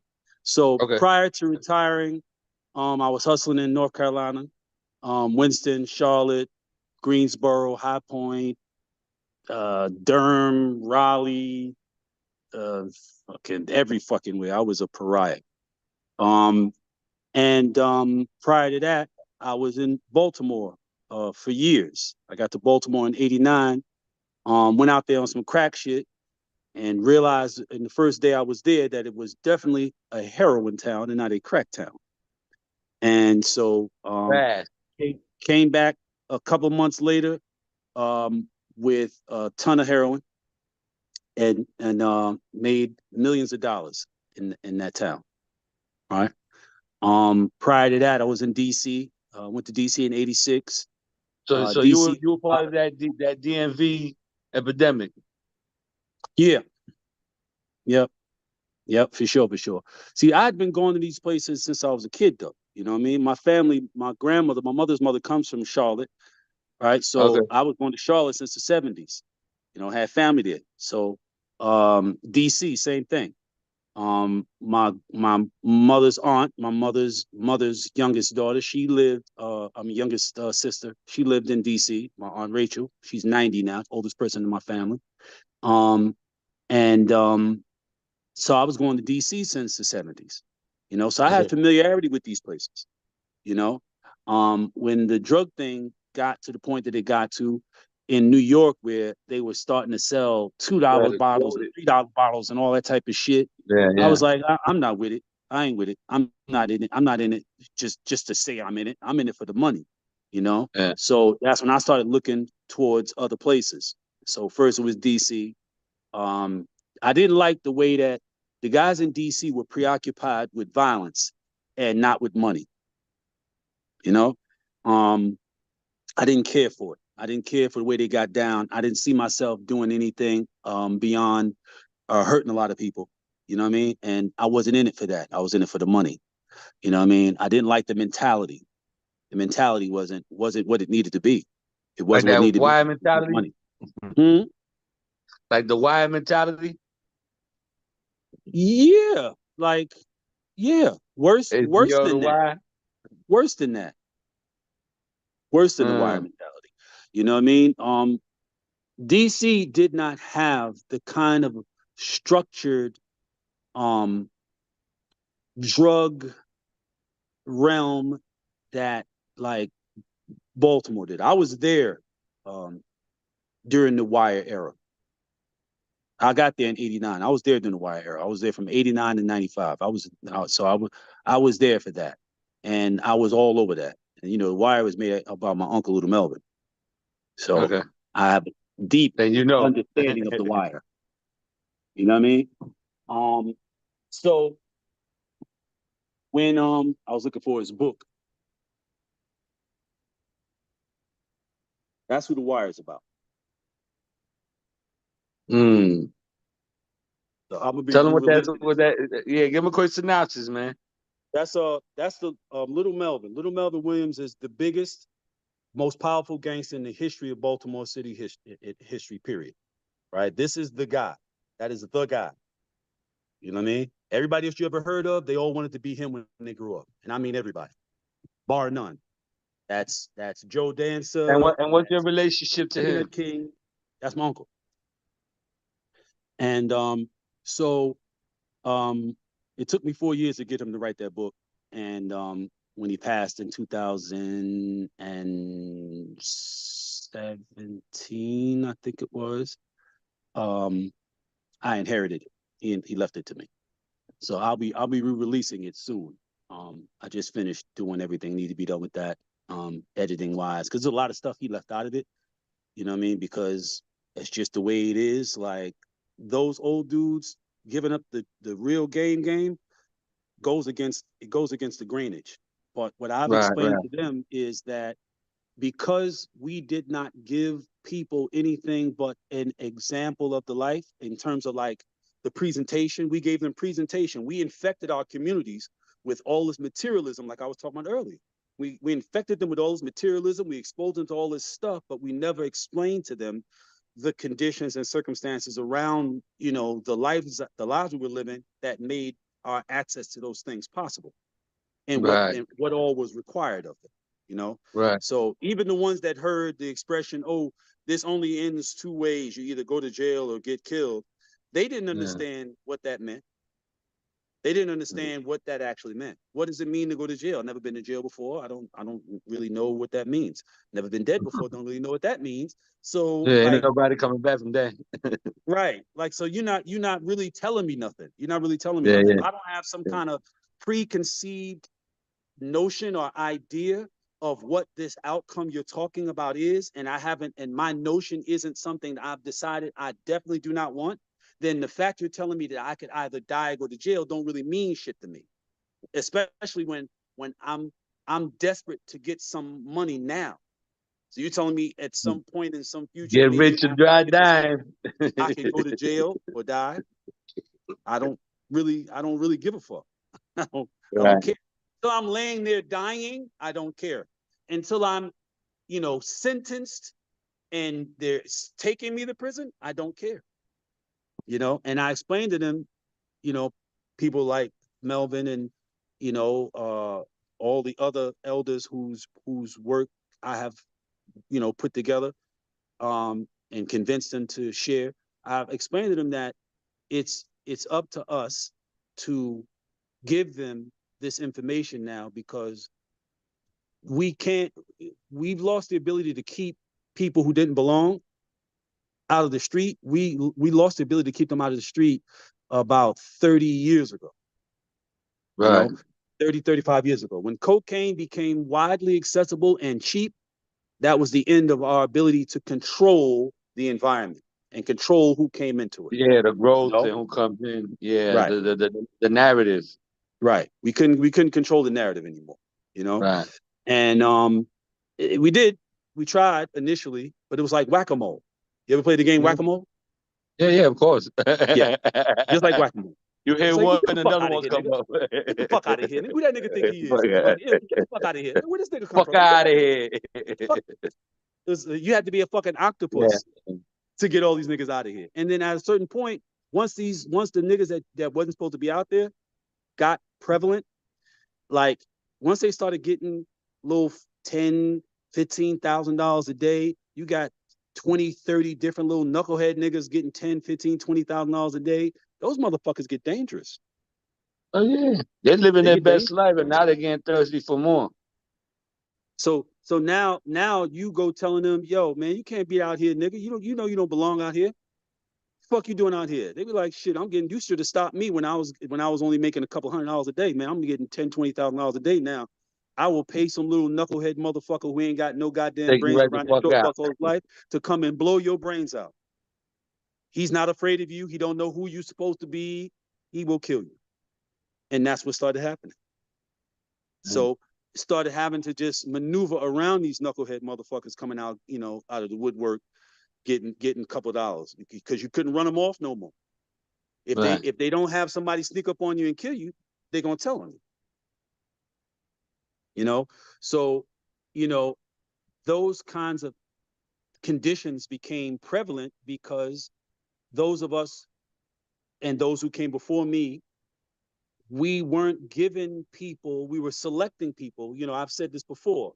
Uh, I come from a time where a man had to be verified by someone who was qualified in order Of to be course. certified, Of course. right? So Fact. at the point at which um, they can some words just popped up here at the bottom, like a message or something like that. Did you see Yeah, that? that's Kermit. Was he directing that to me? Nah, you good. Oh, so Go ahead, continue speaking. so the thing about that that dynamic where these guys were popping up out of the woodwork and jumping out in the street, and you had to have, in my time, you couldn't volunteer. You couldn't say, oh, that looks like fun. I want to be a drug dealer. That was I don't give a fuck. I don't care who you are, how long you've been living in the neighborhood. It didn't matter. You had to be selected. Period. That's how the game's integrity was maintained, because not everybody was allowed to participate. So at the point at which cocaine became readily accessible and cheap, and all these different people who did not come through any system of certification started coming out and then started making money, shit got very, very bad very quickly. The profit went out the window, went right down the drain, right? Because niggas was just doing it to say they were doing it. Because remember, going back to what I said earlier, they were driven mostly by low self-esteem. They'd never seen money in their lives. So the idea of making a bunch of money wasn't even something they could really wrap their minds around. They didn't know what a fucking bunch Right. of money was. They had never seen Right. hundreds of dollars, let alone thousands of dollars, let alone tens of thousands, let alone hundreds of thousands. They'd never seen anything like that. So the idea of actually making large sums of money was a completely removed concept from them. They were doing it because it was the shortest distance between being obscure and being validated, being accepted in the neighborhood. That's what they were doing. That's why most of them didn't make any money. Most motherfuckers in the street did not and do not make any money. They don't. Exactly. They don't. They do not. They don't make any more money than they would have if they had gone to a fucking job. That's a fact. That's been researched and validated. Right. When it's broken down. Yes. The average motherfucker in the street was making the equivalent of minimum wage. Some less than that. Yes. For the Still amount of facing hours that you put felonies. into getting what you get.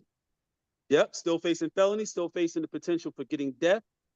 And you know what I mean? Like, but making no more Yeah. money than the motherfucker you looking at sideways because he goes to work at a local McDonald's. factory in the morning and does security at night. But before you know it, that motherfucker got credit, a house, car, going on 2 trips a year with his family, kids on their way to college, and you still spinning your motherfucking wheels trying to get rich, looking for the bag. Credit line, investments, Exactly. savings, That's what the old mutual funds. that old allegory about the hare beating or the tortoise beating the hare. Yeah. That's what that's about. It's about showing how slow and steady wins the race all the time. All that I'm fast, I can get there in no time. I know the shortcut. The shortcut was something that was made up by a player to slick a suck out of his bag. The game is in the name. You get cut short of your goals trying to get what other people have gotten through hard work and endurance, trying not to do the hard work or endure. Having that adversity, man. Be able to stay in it, man. Like I am the face of that, man. Because I don't take no for an answer, That's the fact. whether I'm up or down.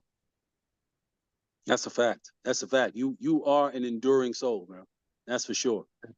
That is for Yeah, sure. man. Even through Is that all the knowledge that even through you? health struggles, you Yeah. know? Yep. Everybody who know me know what it is.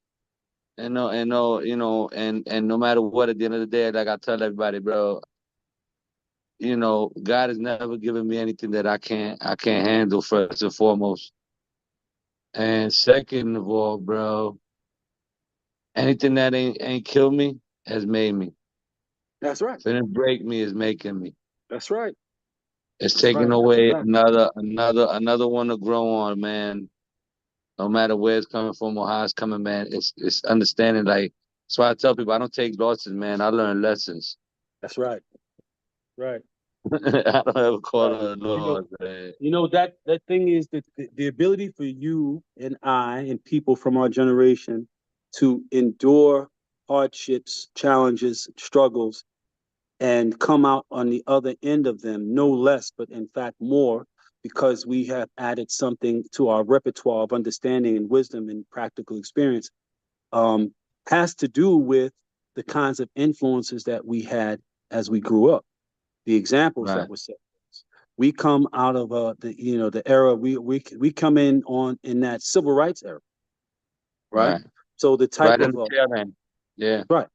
So the level of awareness and focus um, that influenced the people that influenced us gave us the foundation that enables us to go through struggles and hardships and whatever we have to. And I'm not going to act like I've not I've not been through any struggles.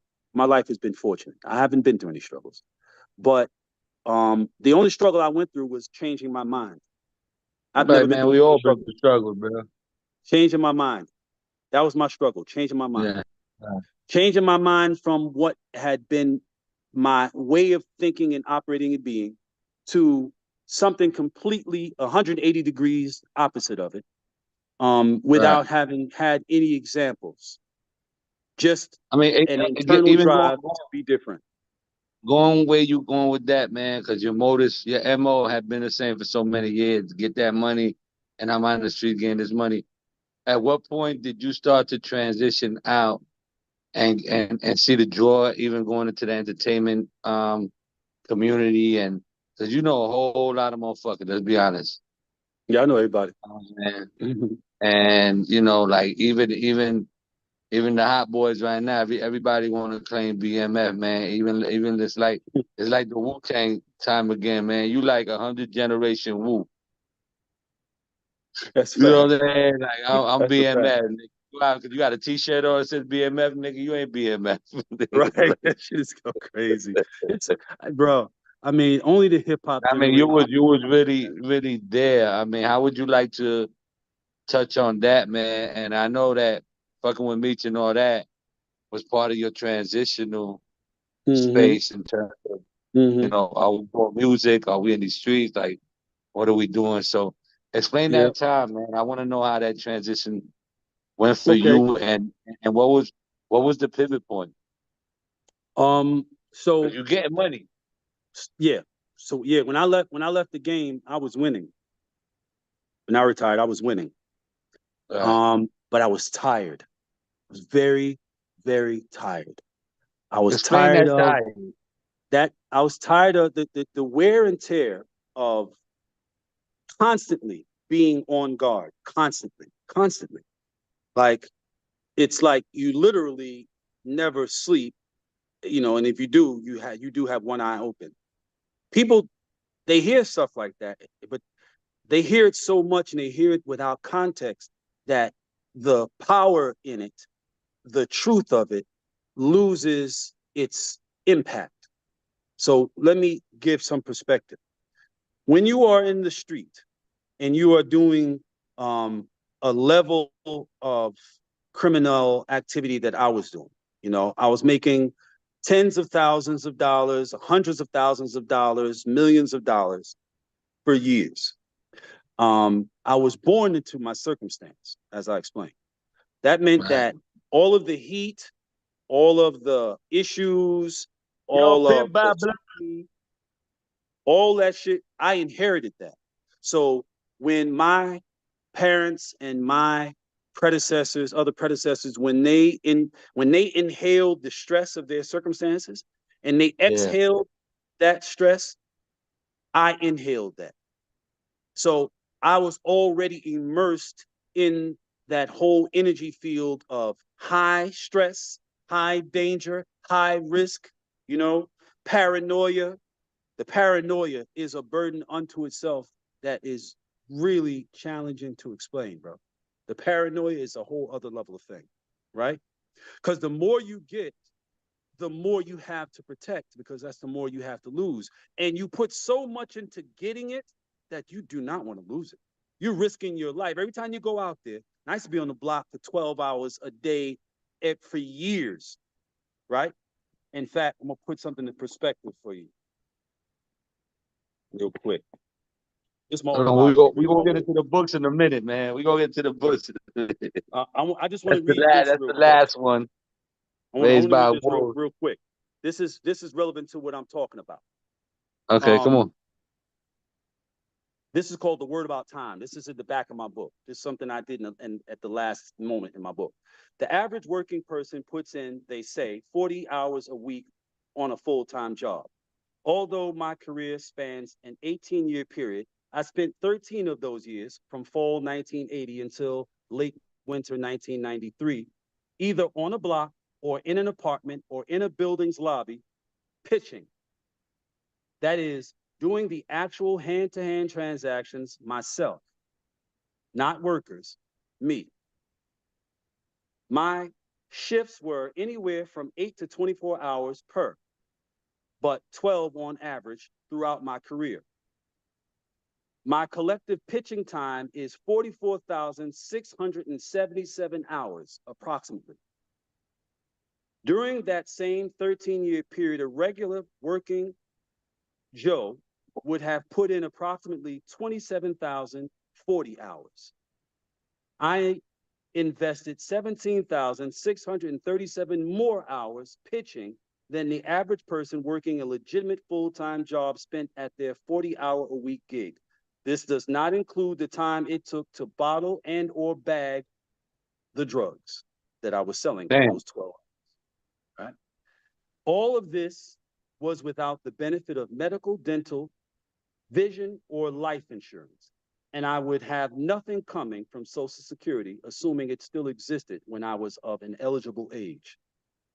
I share all this mostly for the benefit of those who are now, as I was then, caught in a habitual limbo.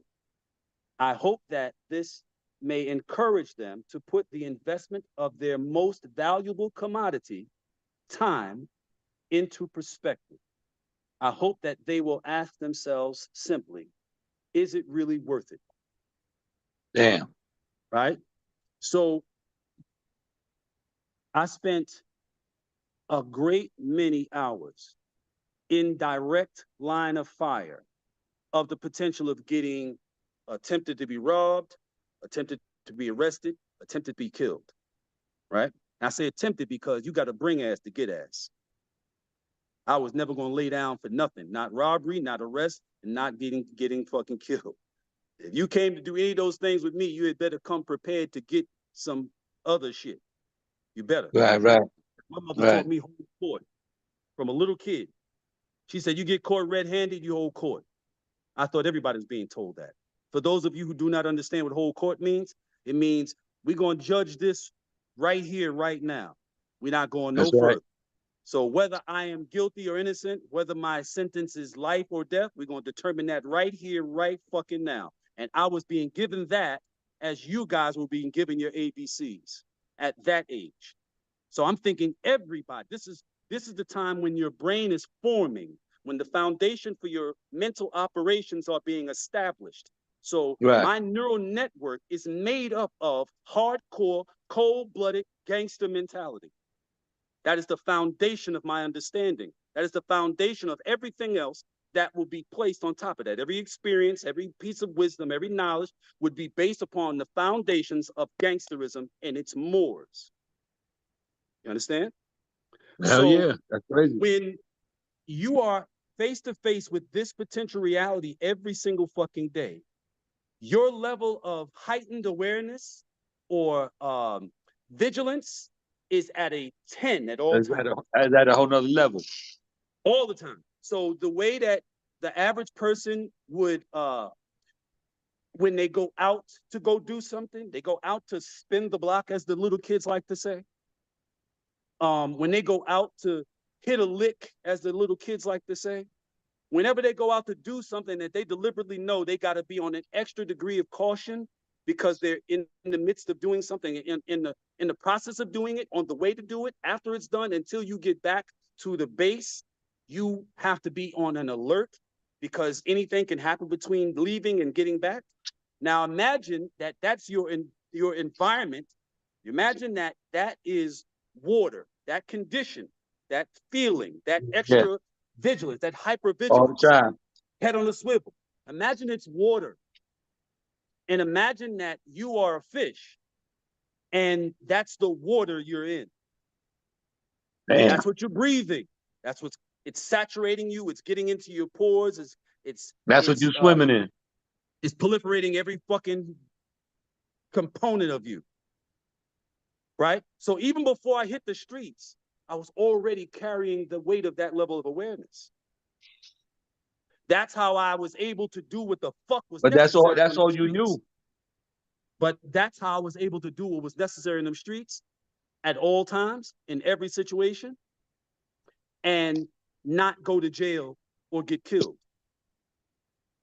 Going to the extremes necessary to maintain my power and my strength, but not going to jail.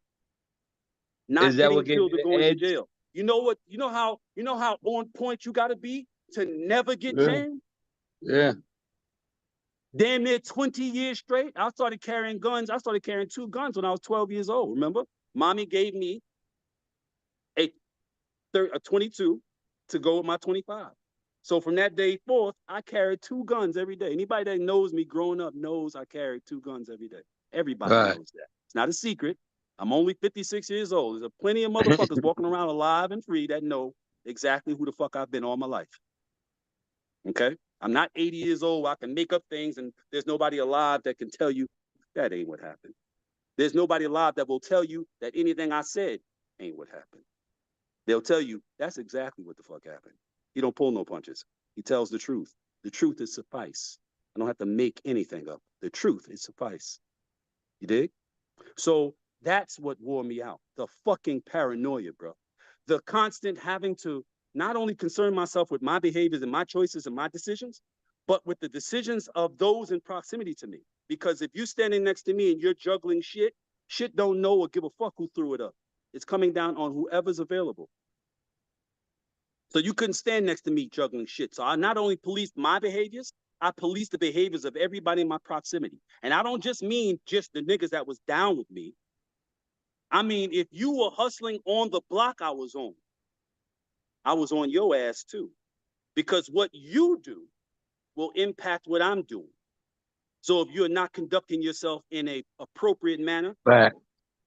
I'm going to approach you. And if you don't respond well, I'm going to correct you. And I will correct you to the exact degree to which it is necessary for you to assimilate the understanding I'm trying to give you. So it'll be as hard as your motherfucking head. That's how hard it'll be. That's my reality. That's my fact. And like I said, there's plenty of motherfuckers that know exactly who and what I've been. So that is So what was that drove me, bro. what you said that was the transitional point? Yes, I got to a point where I just, my between my family, which had a 40-year fucking history, and then my crew, independent of my family, which was Sex, Money, Murder. Sex, Money, and Murder, a Bronx-based collective of bosses who work together. Not a gang. That was Pete in his shit. We're not Bloods. We never were Bloods. That was Pete in his shit. John Castro, Cooley, X, Yarrow, who told on us. Dre, who we call Dula. Hearn, who used to drive up and down the motherfucking coast, grabbing the hundreds and hundreds of thousands of dollars, had to go from one place to another, one place to another, one place to another.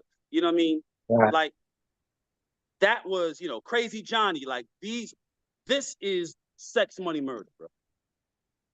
Most of the people who be hearing this or watching this now, they don't know shit about Sex, Money, and Murder until after the blood set becomes prominent based upon the directives of a misguided kid, because Pete was a fucking kid.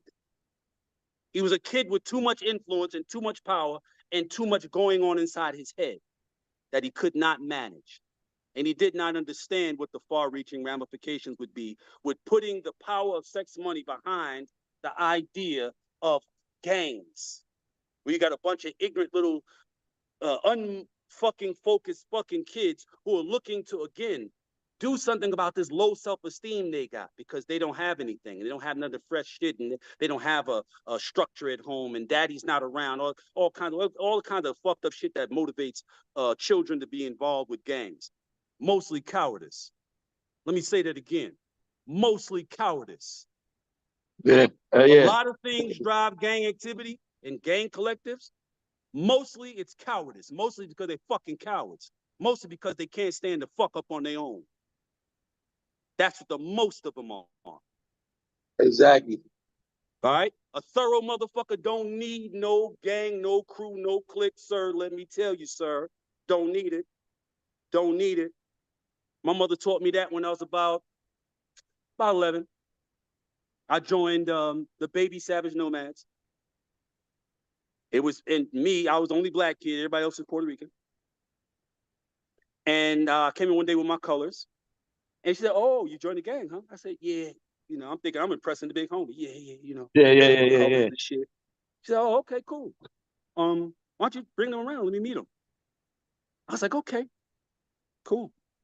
So I said, yeah, these niggas gonna be real impressed when they see that my mother is not the, oh, what is going on here? My son is involved with the gang. You know what I mean? They're gonna be like, oh shit. Because most of them had to take their colors off and hide them before they went in the house. I didn't have to do that. Right? So I bring them around. My mother, I call from the window. We lived on the third floor in the concourse.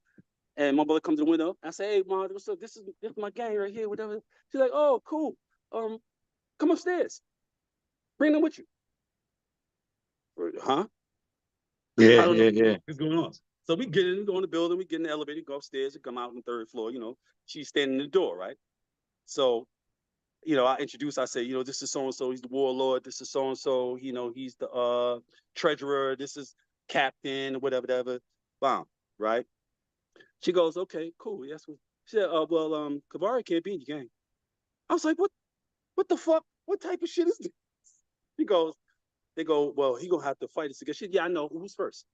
Because she already been through this with my older siblings. She already been through this shit. You know what I'm saying? My older brother was down with the Seven Gents back in Right. Harlem, back in the Right. fucking 60s. You know what I mean? Late 50s, early 60s. So she already been through that shit. And as well as with my cousins, whatever. My mother raised all of my cousins. My older cousin was like 15, 16 years older than me, whatever. She raised all of them. All her older siblings, kids, she raised all of them. Because she was the tough one. So she knew what the drill was. She's like, okay, yeah, who's first? And, I'm like, I don't have no choice. You know what I mean? Like, I'm scared to death of her. I know she's dangerous. I don't play no games with this woman. So she said, yeah, who's first? And the warlord or whatever pointed to this one, whatever. And I was like, she said, and you better fuck him up too. Like, don't play. Kick his ass for real. Like, really, like literally kick your friend's ass right now. Mm-hmm. And I could not. She was on some like, if you don't fuck them up, I'm fucking you up. I was like, bro, I can't. I'm sorry. And I proceeded to kick the ass, and I was very, very, very strong. I've always been a very strong kid. I was like adult strong as a kid. And I beat the shit out of them kids in there. And once I got started, I was a wild kid. So once I got started, I'm into it now. I'm on my shit. Like, I'm like a pit fucking bull at a fight. I'm like, oh, I want to fight everybody now. You know what I mean? You feel And yourself.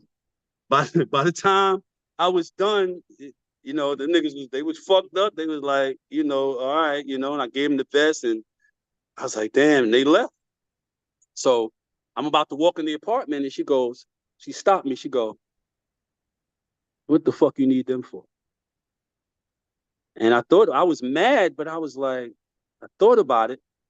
I was like, yeah, she's right. Like the fuck I need them for? Like I beat them niggas like it was nothing at all. It was nothing. I was like, them niggas, they not tough like me. They can't rock like me. Like I'll be fighting for every fucking body, which I always was. Everybody that grew up with me tell you I fought for everybody. My wife grew up with me. She was the female version of me. She fought for everybody.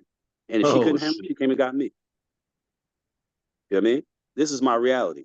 A lot of people have a hard time accepting this as someone's reality. There's a lot of people, especially now, their existences have been through this medium, through some sort of visual voyeurism. Mm-hmm.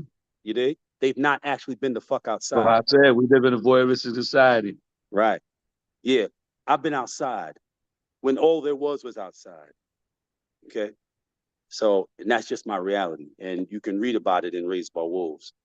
You see how thick that motherfucker is? I didn't pull no punches. That's from 1967 when I was born to 1997 when I retired from the street and I was reborn. Now, having gone through all of that, started selling heroin for my family at our 115th Street shooting gallery. A shooting gallery is a place where people came to buy heroin and then sit there and shoot the heroin that they bought, and and enjoy their high while it's a heroin lounge, essentially. And it's set up in shooting galleries were usually set up inside of abandoned buildings. Ours were no different, but this building was directly across the street from my building that I grew up in Harlem, my grandmother's apartment. So Yeah. direct. So I actually knew the lady as a child. So you I knew the knew block. lived in the apartment that I had as the shooting gallery, right? So this is 81, 82, 83 maybe. Yeah, about 83. And so after school, like I said, I went to school in preparation for just waiting for it was time to open up. Open up from 4 p.m. to 12, or from 4 to 12 every day. So $50 bags of heroin.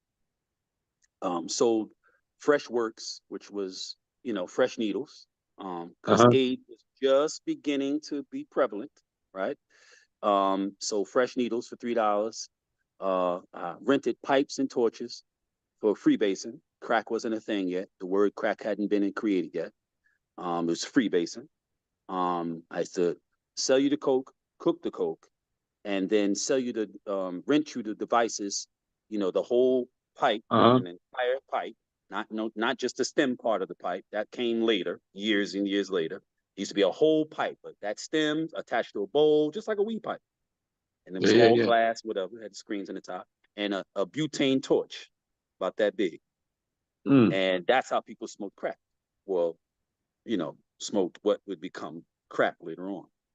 And like I was saying earlier about my guy, Gusto, who is the guy who owned the rooftop, he had the first crack spot on up there 145th or like maybe 140, maybe 144th, up there, like Bradhurst, some of that. And they were making $100,000 every 12 hours. Not like they were making $100,000 every 12 fucking hours. Damn. And you talking about, again, that would be the equivalent today of making $300,000 or $600,000 a day every 12 hours. That's how the rooftop came about. That's where all of that came about. He retired right before he created the rooftop. Man. So by the time most niggas was getting into the game, getting and Yeah. getting into crack selling and all that, Yeah, yeah, yeah. he had He already was made getting out. millions of dollars and retired from it. Gusto's the ghost of Harlem. You know what I mean? And Gusto's from the Bronx. He was a Bronx dude that came down This from Harlem, facts. right? So the rooftop documentary, it'll be out soon. It's pretty much done. It'll be out soon. Okay. So I did the shooting gallery thing every day for a year or so, maybe 2 years. In between that, I was selling coke in the clubs and selling coke at school. Is that And how you got into that side of it? Like what? doing promotions and all that? How No, did you get no, into the entertainment side? no, man. I none of that stuff was a part of my reality until um I How did you start to retired. make that move? When I retired in '97, right? In '97, Mm-hmm. I was in my home in Atlanta, my first home in Atlanta, which I bought like a couple of months before the So at Olympics this came. point, you living in Atlanta. Yeah, this is 1990. I moved to Atlanta in 1996. I bought my crib out there in 1996. It was me and And Tiffany. who you rocking with at this point? Me and Tiff together. Right. So at that point, me and Tiff been together probably about 4 years, and we moved there from Virginia Beach, and we moved to Virginia Beach from Hackensack. I had a spot on Prospect Avenue, and so I'm home. At this point, I've become monogamous. Um, I'm vegan. I'm monogamous. Uh, uh, I'm really leveraging the 15 and a half years of experience, 2 generations of experience before me to culminate the best and most, disciplined program that I could put together, right? I've removed myself from as much of the detriment as possible. At this point, I've completely dropped out of sight. So if you weren't in Winston or High Point or Greensboro or Charlotte or Raleigh or Durham or one of those places where I was doing what I was doing, you wouldn't see me at all. Like I wasn't going up top at all. I wasn't going to New York at all. Like period. Um, my uncle Butch Cassidy had got knocked off in '95. Um, my mom had died in '94. So once those two things were gone from New York, New York really didn't have anything of particular value to me that would warrant me coming there or being there. So I was in Atlanta, on the low, really having disappeared, and I was just doing my thing, and I had a very nice, quiet program. I was going out 4 days a week and going home 4 days a week. And for those 4 days a week I was home, I was like any other upper middle class father, you know, um, making breakfast for my kids, making lunch and dinner for my kids, and taking my woman out and enjoying life and shit like that. But very, very normal behavior, very normal lifestyle. And then one day I came home from I was about to say, when did that change? well, okay, I came home one day from being out of town, from being in North Carolina, and I laid down. It was like 6 hour drive, so I usually be really tired when I get home. I laid down for a few hours, and I got up, you know, um, shortly after I got in, and I was walking in the kitchen, and Tiffany was coming out the kitchen, and she looks at me and she says, "What's wrong?" And I go, I guess she was probably saying like, like, what are you doing up? And you just got in a little while ago. Like your routine is you want to sleep for some hours, right? Because when I'm out of town, I don't sleep. I might literally be up for 72 hours. Like I won't sleep. I'm working, I'm working, I'm working. I just want to leave. I just want to get my shit done and leave. I'll sleep when I get home, type of shit. So um, I say to her in response to her question, you know, what's wrong? I go, I'm tired. And she says in response to that, what do you want to do? And I'm like, well, go lay down.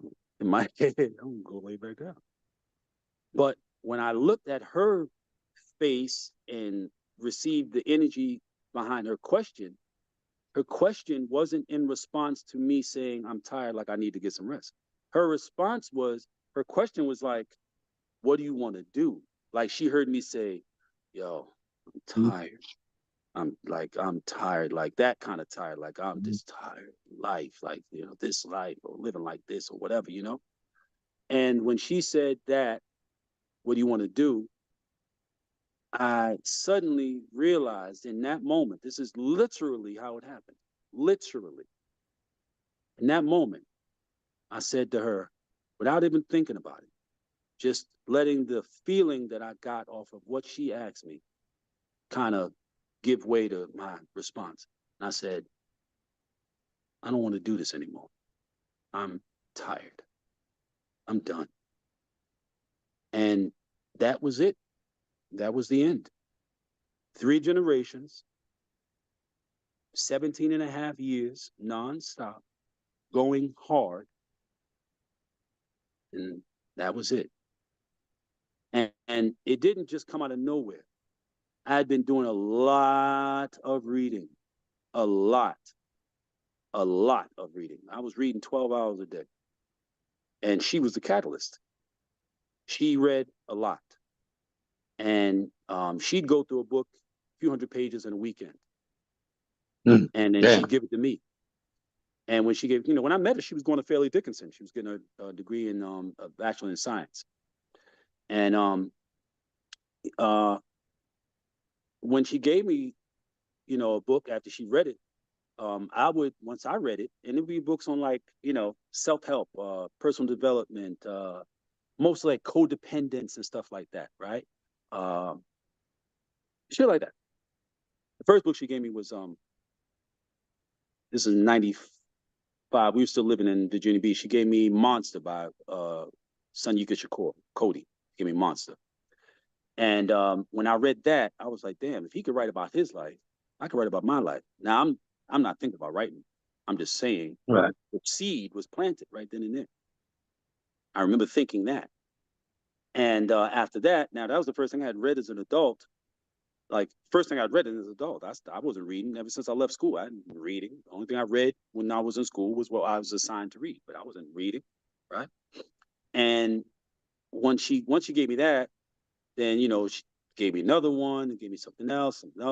And when I would read these books, I would assimilate the information. Like, if I come into the understanding of something, that makes me change. It's like, oh, I didn't know that. Now I know that. Now I'm behaving like I know that. Not, oh, I know that.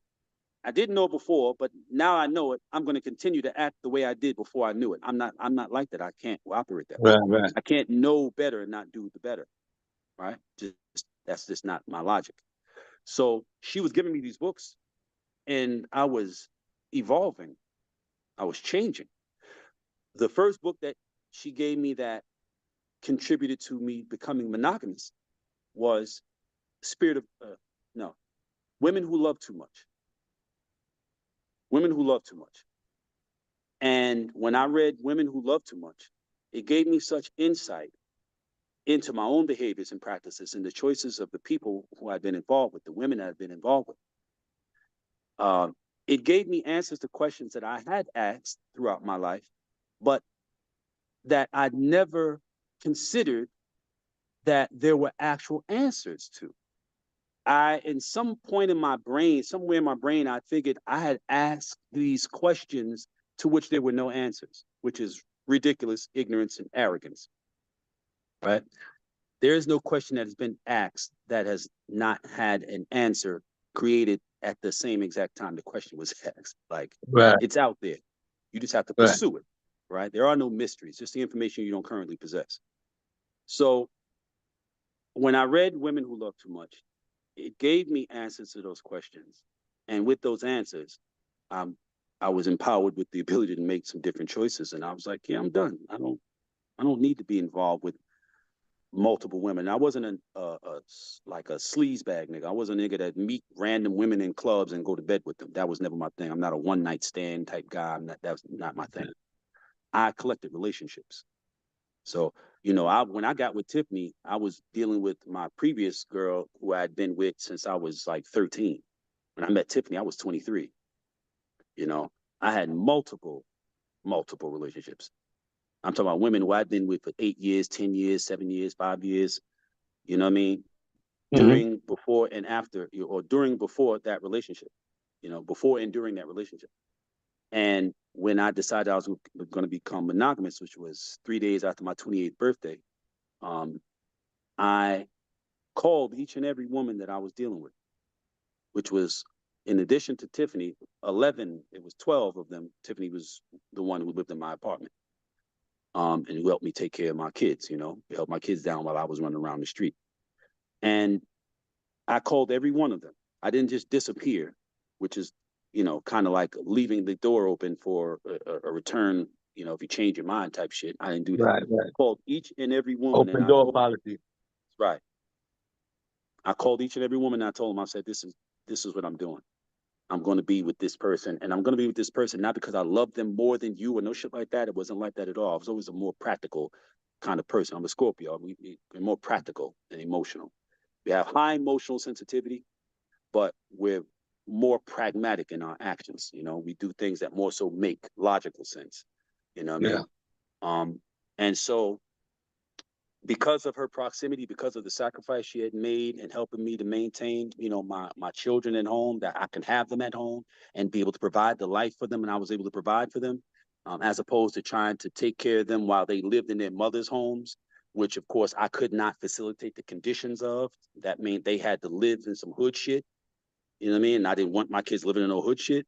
So by holding them down in my house while I ran around, I was able to provide a life for them, a quality life, And so, when I became monogamous and called all those women and ended those relationships and went to the whole, crying with them and apologizing to them, but still feeling empowered and good about making this decision, you know, um, my mother used to tell me as a kid, she said, you could probably have to move to Utah, because polygamy is legal there. She said, nigga, you is off the hook. You know what I mean? But after that, I just kept reading and kept reading. And the more I read, the more empowered I was. And the last book I read before I retired was The Spirit of a Man by Ian Levanzin. And it too gave me insights questions I had been asking all my life, that once I got And that those was it. insights, I couldn't continue to make the same kinds of choices in light of the information that I was in possession of at that point. It's like, nah. And when I decided to stop, that was it. Right then and there. I called my partner and I told him, and he started laughing. And he said, yeah, all right, nigga, I'll see you next month. I'm like, nah, bro. You were locked up for 9. He got locked up when we were like 14, almost 15, and he didn't get out until he was like 23, damn near 24. So he did like 9.5 years or some shit like that, right? And so, I said, all that time he was away, I was going hard that whole time. I'm tired, money. I'm like, I can't explain to you that there's not enough money to make me negate what I have come to accept and realize about myself. I'm tired, my nigga. I'm tired. I'm tired of looking over my shoulder. I'm tired of, getting calls in the middle of the motherfucking night and, being afraid to look at my pager or being afraid to look at my phone, not knowing what the fuck is what am I gonna have to get up in the middle of the fucking night right now and leave my house and, and potentially never come fucking back. You know what I mean, niggas, I know that happened to. I'll be right back. And leave their house in the middle of the night, and then their people never see them Don't alive come again, back. or they never, the next time they see them, they've seen them through a glass. Yep. You know what I mean? Type of shit. I dealt with that 10 million times, bro. Like it's the wear and tear, the daily wear and tear. It's not the big events. It's the daily wear and tear. It's the every time the pager goes off, God forbid it says 911, which I didn't allow. You get punched in the face, 911 to me. You know what I mean? 911 is for the police. You need to call the police? I can't help you with that. Yeah. But having to get up in the middle of the night, I'm home, I'm in my bed, I may have just gotten home, I got to get up, get dressed, go outside, get in my car, drive 3-4 miles away, find a payphone, and then call you to say, what's up? What's the problem that you're having 200 miles away from me right now that you need me to solve for you 200 miles away? What is it? What decision have you or somebody around you made that has had some adverse effect on my financial situation? To think about the kinds of people that were being recruited during the 80s and the 90s to be as part of crews in the street. To think about the lack of education. The majority of these guys were the ones that were developmentally challenged, the ones that were in special education classes, the ones that had psychological and or emotional disparities, issues, traumas, being abused, being neglected, being sexually assaulted, all type of shit. A lot of the behaviors that motherfuckers like to attribute to those times that they, want to say, oh, that nigga was a bad nigga. He was a tough nigga. He was whatever. He was a traumatized nigga. He was traumatized. Yeah. He was acting out of trauma. What you saw was a bearded boy screaming out for help. That's what you saw. Damn right. That's what you saw. You dig? And I know that because I was there to see it. I know it. And then I gained the insights, the psychological and emotional insights, because I've literally read thousands of books on psychology and behavioral science and sociology and shit like that. So I had insights into my own behaviors. That's where it started. So let me ask you a question, man. When did the segue come into the industry, getting into the entertainment industry? So 2 years after I retired, I had been writing my book. I started writing my book almost immediately, but it wasn't a book. It was Which book was this? What Became Raised by Wolves. It started out as my diary. So I was writing an introspective to figure out what I was going to do with my life at the point at which I decided I wasn't going to do the only thing I'd ever done in my life. So I started writing this introspective because the books I read, the self-help books, personal development books, were telling me that's what you do. You journal. So I'd been doing the journaling for a couple of years. And then, now I did this big thing where I'm not doing what I was doing. So now I really got to figure some shit out. What am I going to do? And 60 pages in, I realized that I had survived something that most people didn't survive, and that it was probably in my best interest to start putting something together that I could share with the world, which of course went against everything that I was taught. Tell the world nothing. But that was over, and the people who Was this gave during the that Don information Diva to me, I was period? done. Hmm? How did the Don Diva period play into this? It's a direct result. I was Okay. writing for 2 years. I was writing Raised by Wolves for 2 years. And at this point, Tiffany was working for an older gentleman named Tyrone, Jamaican dude, who was, as it turns out, he was a weed kingpin, right? Get a lot of fucking money. Get a lot of money, bro. Like a lot, like dope money off of weed. And a good old dude, right? And he had a record label up in New Rochelle called Harp Promotions, Harp, yeah, Harp. It was called Harp. And so she was running Harp for him, right? She had got connected to him through a guy named Paul, who ended up ratting on him and turning on him. But she had some kind of involvement with Paul. She was loose. Tiffany was a troubled young lady, very, very troubled young lady from home. Not a bad person, just it's just stirred, to be honest. And so she got hooked up with this older guy. He had this label going on, whatever, and then he got popped. And now, so he had just given her, like, he told me later on, because me and him ended up reconnecting years and years later. And he had to sneak back to the country, of course, because they deported him after he sent him to the feds. He did like 9 years in the feds, maybe, and then they sent him back to Jamaica, and he snuck back to Arizona. And so he told me he had given her like $300,000. He used to give her like large sums of money every quarter to run his business or whatever, right? To run the company. So she had just gotten one of those infusions right before he got locked up. So he told her to take the money out of the account and put it somewhere else, put it in her account, whatever, but move it away from there. They caught him with a pallet with $13 million on it. Cash. Damn. Right? So he was taking care of Christina Aguilera and all of that. Like before Christina blew up, he was taking care of her. He spent hundreds of thousands on her before she blew up. So when he gets busted, he has several artists. Bonnie Clyde was one of them. Bonifa, she was a African girl who was a rapper. And her style was like gangsterous, whatever. And Sprague Benz, he had Sprague, and he had a couple of other people, but he was really just looking out for people and just taking care of people. That's really what he was doing.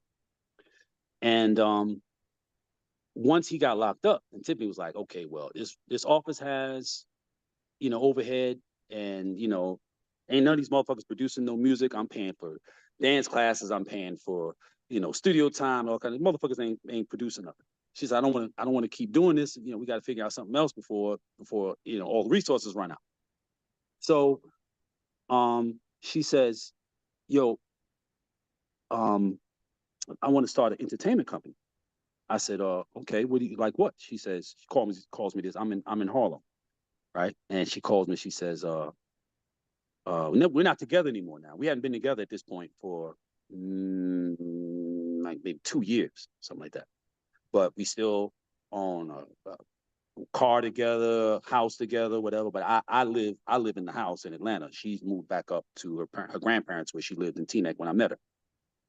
And so we are talking about this entertainment company she wants to create. And she says, I said, well, what's it going to be about? She said, do some music, do some film stuff. Okay, cool. All right. So I said, well, how about we call it Tiflon? And that came from when she was working with Rough Rider when they first started out, right? And she was messing with Darren on the low, but nobody was supposed to know that.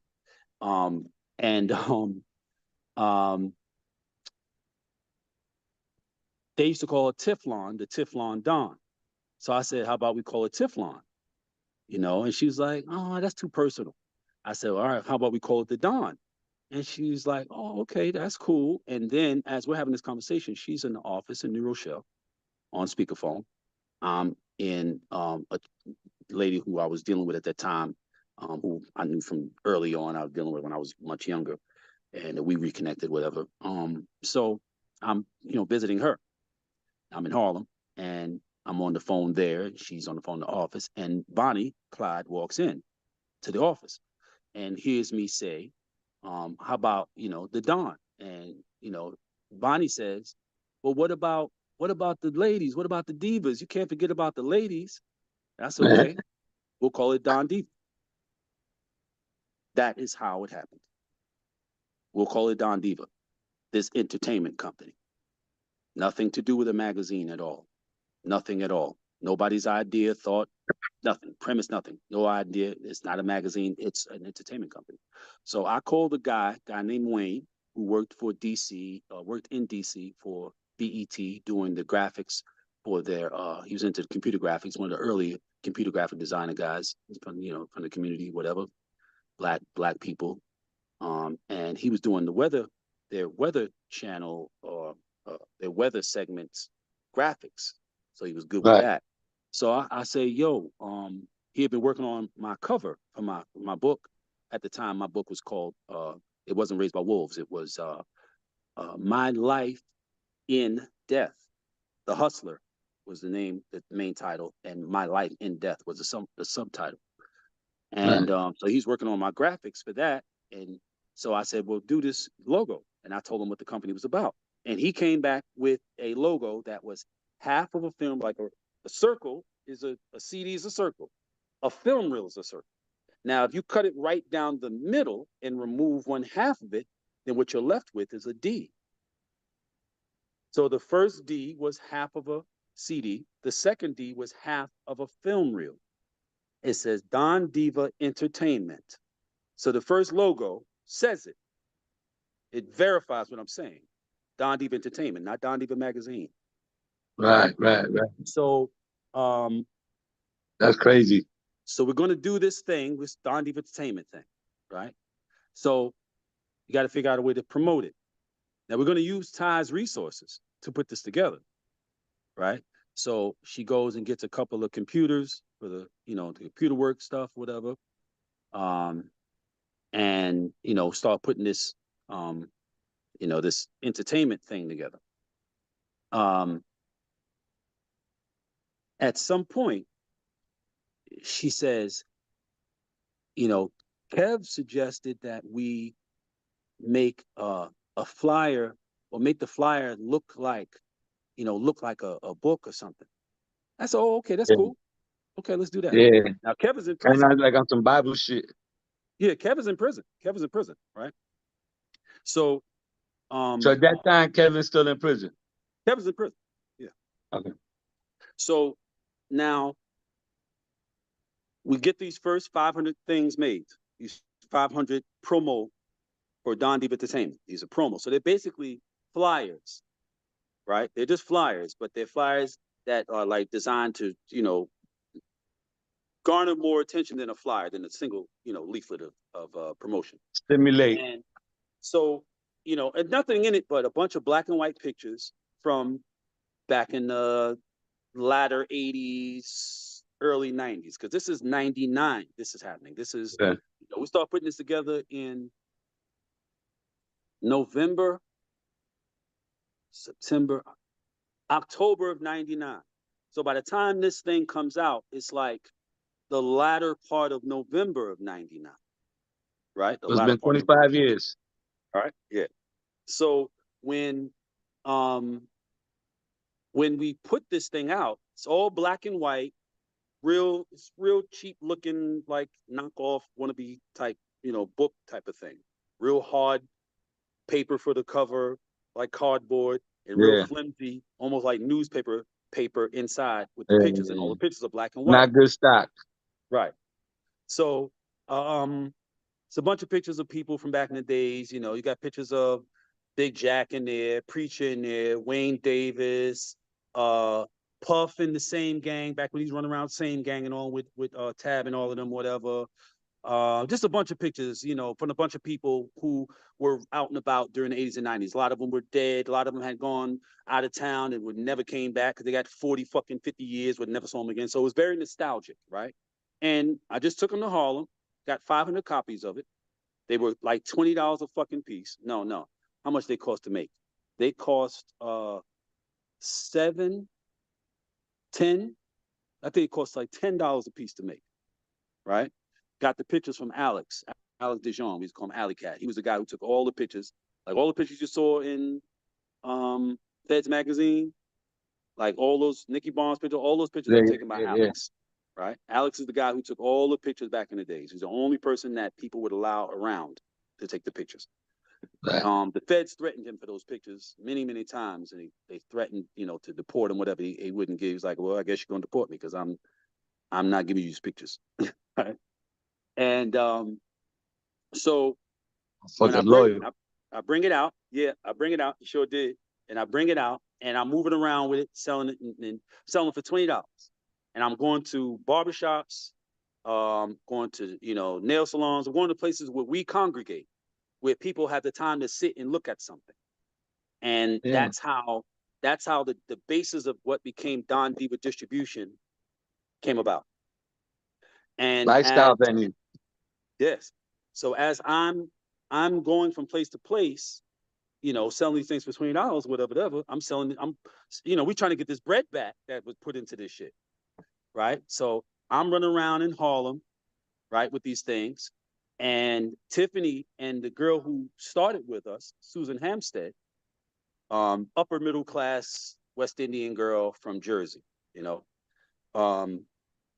they go out to Miami for the How Can I Be Down? How Can I Be Down, Peter Thomas? Right? Yeah. So they down there with the pieces, with the books, promoting Don Diva Entertainment, right? So when this is December now, we into December, and we're just finishing, getting rid of these things, whatever, right? And my homie 40, Airy, 40 comes up to me in this bodega that used to be on 145th Street and 8th Avenue on the southwest corner. It's a Bank of America now. I'm in this bodega, and he comes in. He say, "Yo, Bob," that's my nickname, right? They know me, knows my nickname is Bob. "Yo, Bob, yo, man, I love that magazine, man. When y'all gonna drop another one?" What magazine you talking about, bro? What the fuck you talking about? The Don Diva magazine. Boom. I literally heard that sound in the back of my head. Boom. Like a little bell. Yeah, we got some. Never occurred to me. Never occurred to me that this was a magazine or looked like a magazine to people. Or people might mistake it for a magazine, or the expression Don Diva magazine. 40's the first person that said that. So right then and there, I go to the payphone. I call Tip and I say, "Yo, niggas think this is a magazine." She says, "Yo, they saying the same," because she had sent some copies to Kev inside the jail. So she said, "Yo, niggas are saying the same thing to Kev in jail." I said, "Yo, fuck the bullshit. Fuck the entertainment shit. This is what we should do." Because I'm writing 8, 9 hours a fucking day. Been doing that for the last 2 years. Like, I'm already into the writing like motherfucker. And I've always actually been a writer all my life. So I was a little kid. I always enjoyed writing. And I was always really good at it. Just never thought of it as a vocation of any kind because I didn't know anything about it. Right. Man, listen. That was it. That was the catalyst. So at the same time, when her and Susan got back from Miami for the How Can I Be Down, they got a fucking bunch of calls on the answering machine at the office. And it's people saying, "Yo, where can we get more copies of this magazine? Where we can get more copies of the magazine?" Tiffany's response to that, to Susan, was, "Damn, the shit failed. The promotion failed. They think it's a fucking magazine."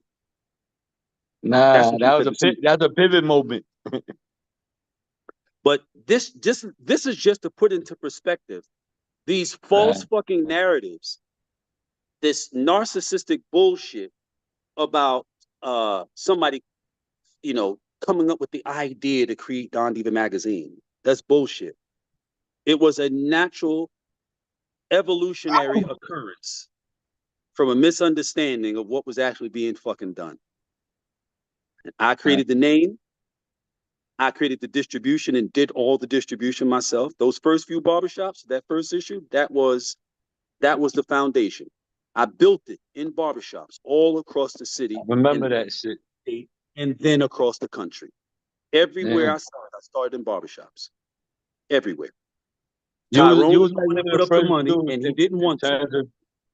You was like one of the first dudes that I remember in terms of an urban magazine that was really like going guerrilla lifestyle. Oh, no doubt. No doubt, because You know what I'm saying? I Before believed in anybody. I believed in it. I believed in it, and I believed that it was something that would produce the quality and the level of lifestyle I had been accustomed to all my life. You got to realize I grew up a millionaire drug kid. So I've had all my life, my entire life. I had it all as a kid, and then as a young adult, got it on my own. So, like, I figured this was something, and of course, I would be looking for something that would potentially be able to produce for me at the level that I had been accustomed to, not just for myself, but for my children, who were still, they were young teens at this point. One of my sons turned 39 yesterday. I got a daughter. My daughter turned 40 in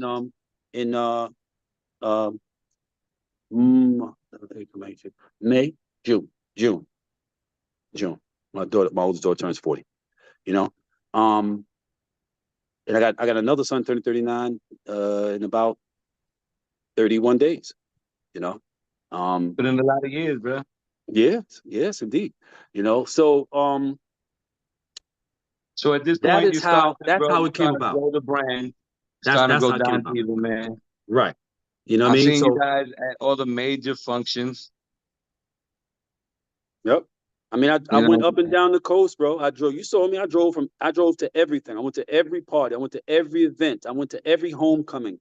Every event, whether it's the NCAA or the All-Star or Super Bowl or Everything. Memorial Weekend or Labor Day, wherever the fuck it was happening, wherever people were congregating from many different cities and many different states in one place, I took advantage of that. That's how I was able to spread into other markets, because I would introduce it to somebody who was in Miami from Houston, or somebody who was in Miami from Cleveland or wherever the fuck, or in Atlanta or whatever. And when they were there for that, they get introduced to it, and then they'd be like, yo, you should come out to so-and-so such. And I'll go out there with them, and I do my thing. I go to all the barbershops, all the urban clothing stores, all the nail salons, all the places where we congregated. Back then,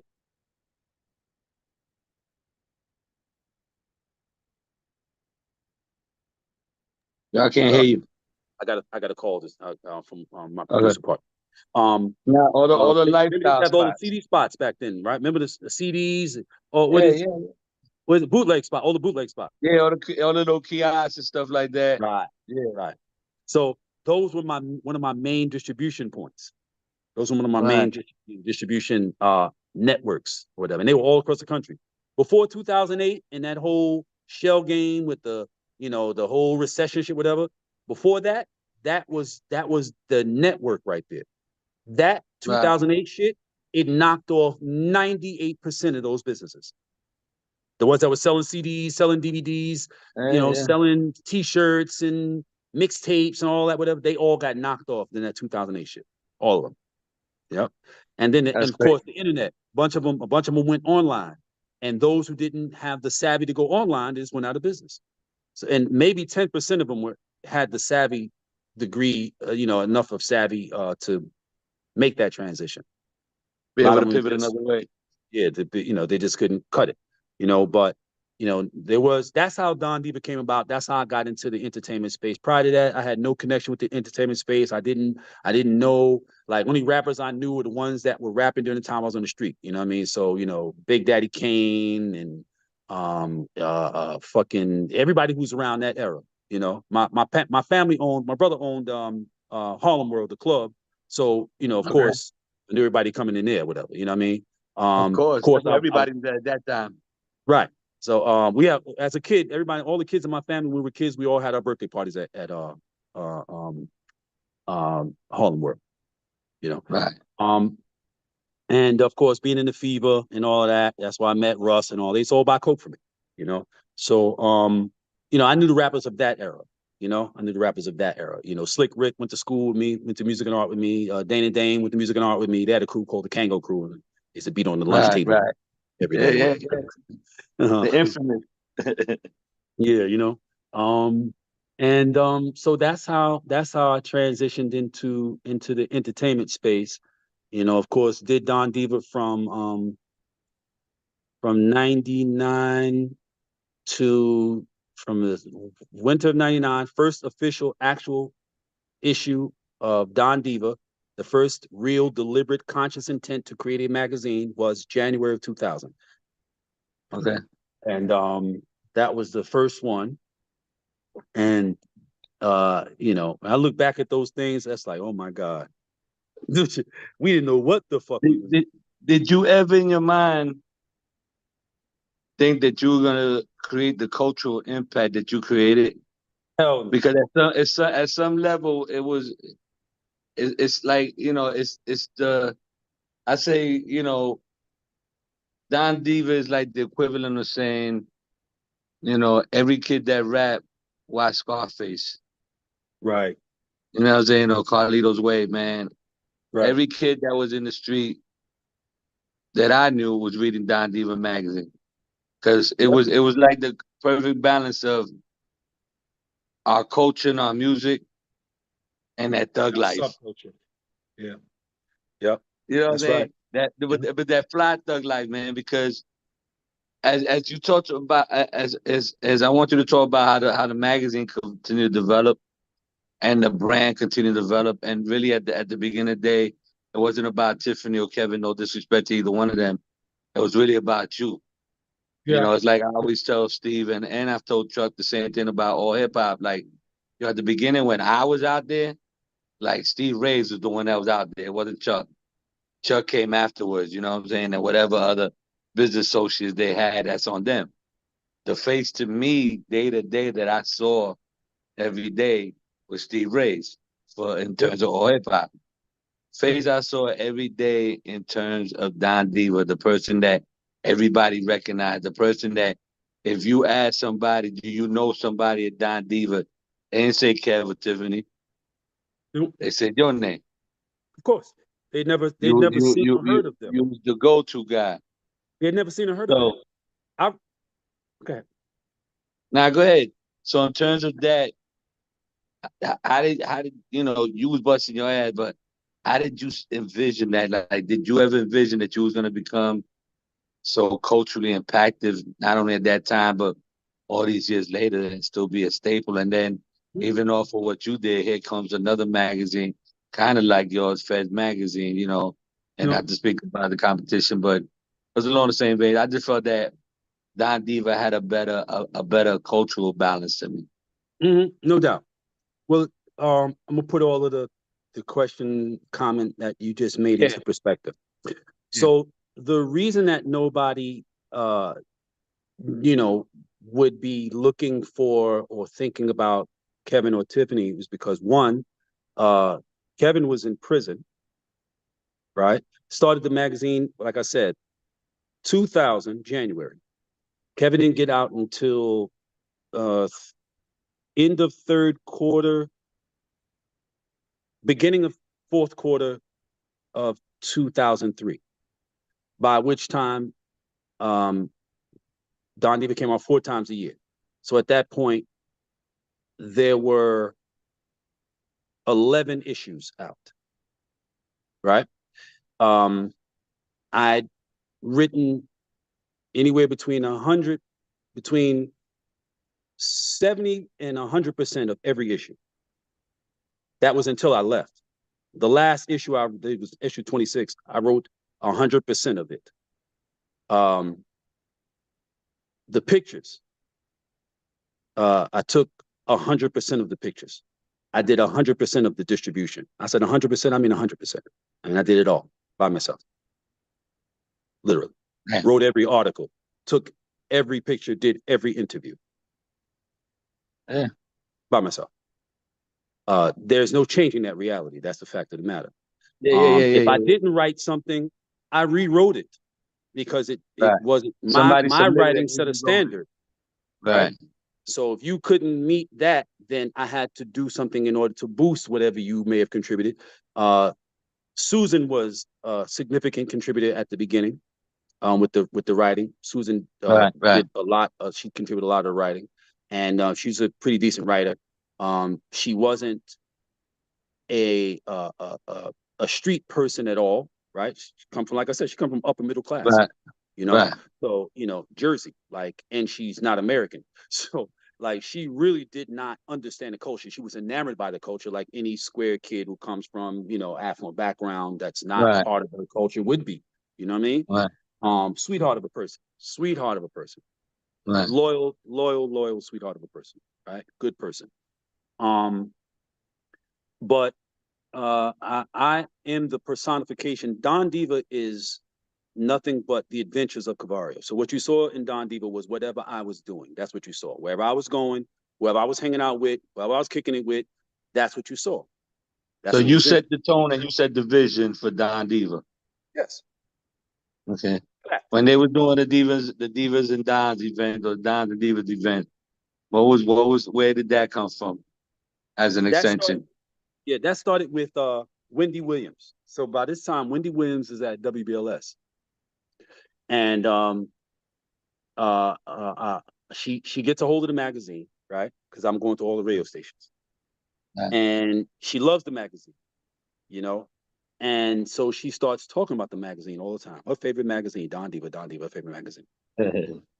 So her station manager says to her one day, she told me this. She said, "Yo, station manager said, if you keep on talking about Don Diva magazine, we're gonna have to start charging them advertising for advertising." Of course, I don't know how you're gonna do that, but I guess his point was, Right. stop talking about them. It is what it is. You're marketing and promoting them, and Yeah. they're benefiting from it, but we're not benefiting from it, and we're paying for this airtime.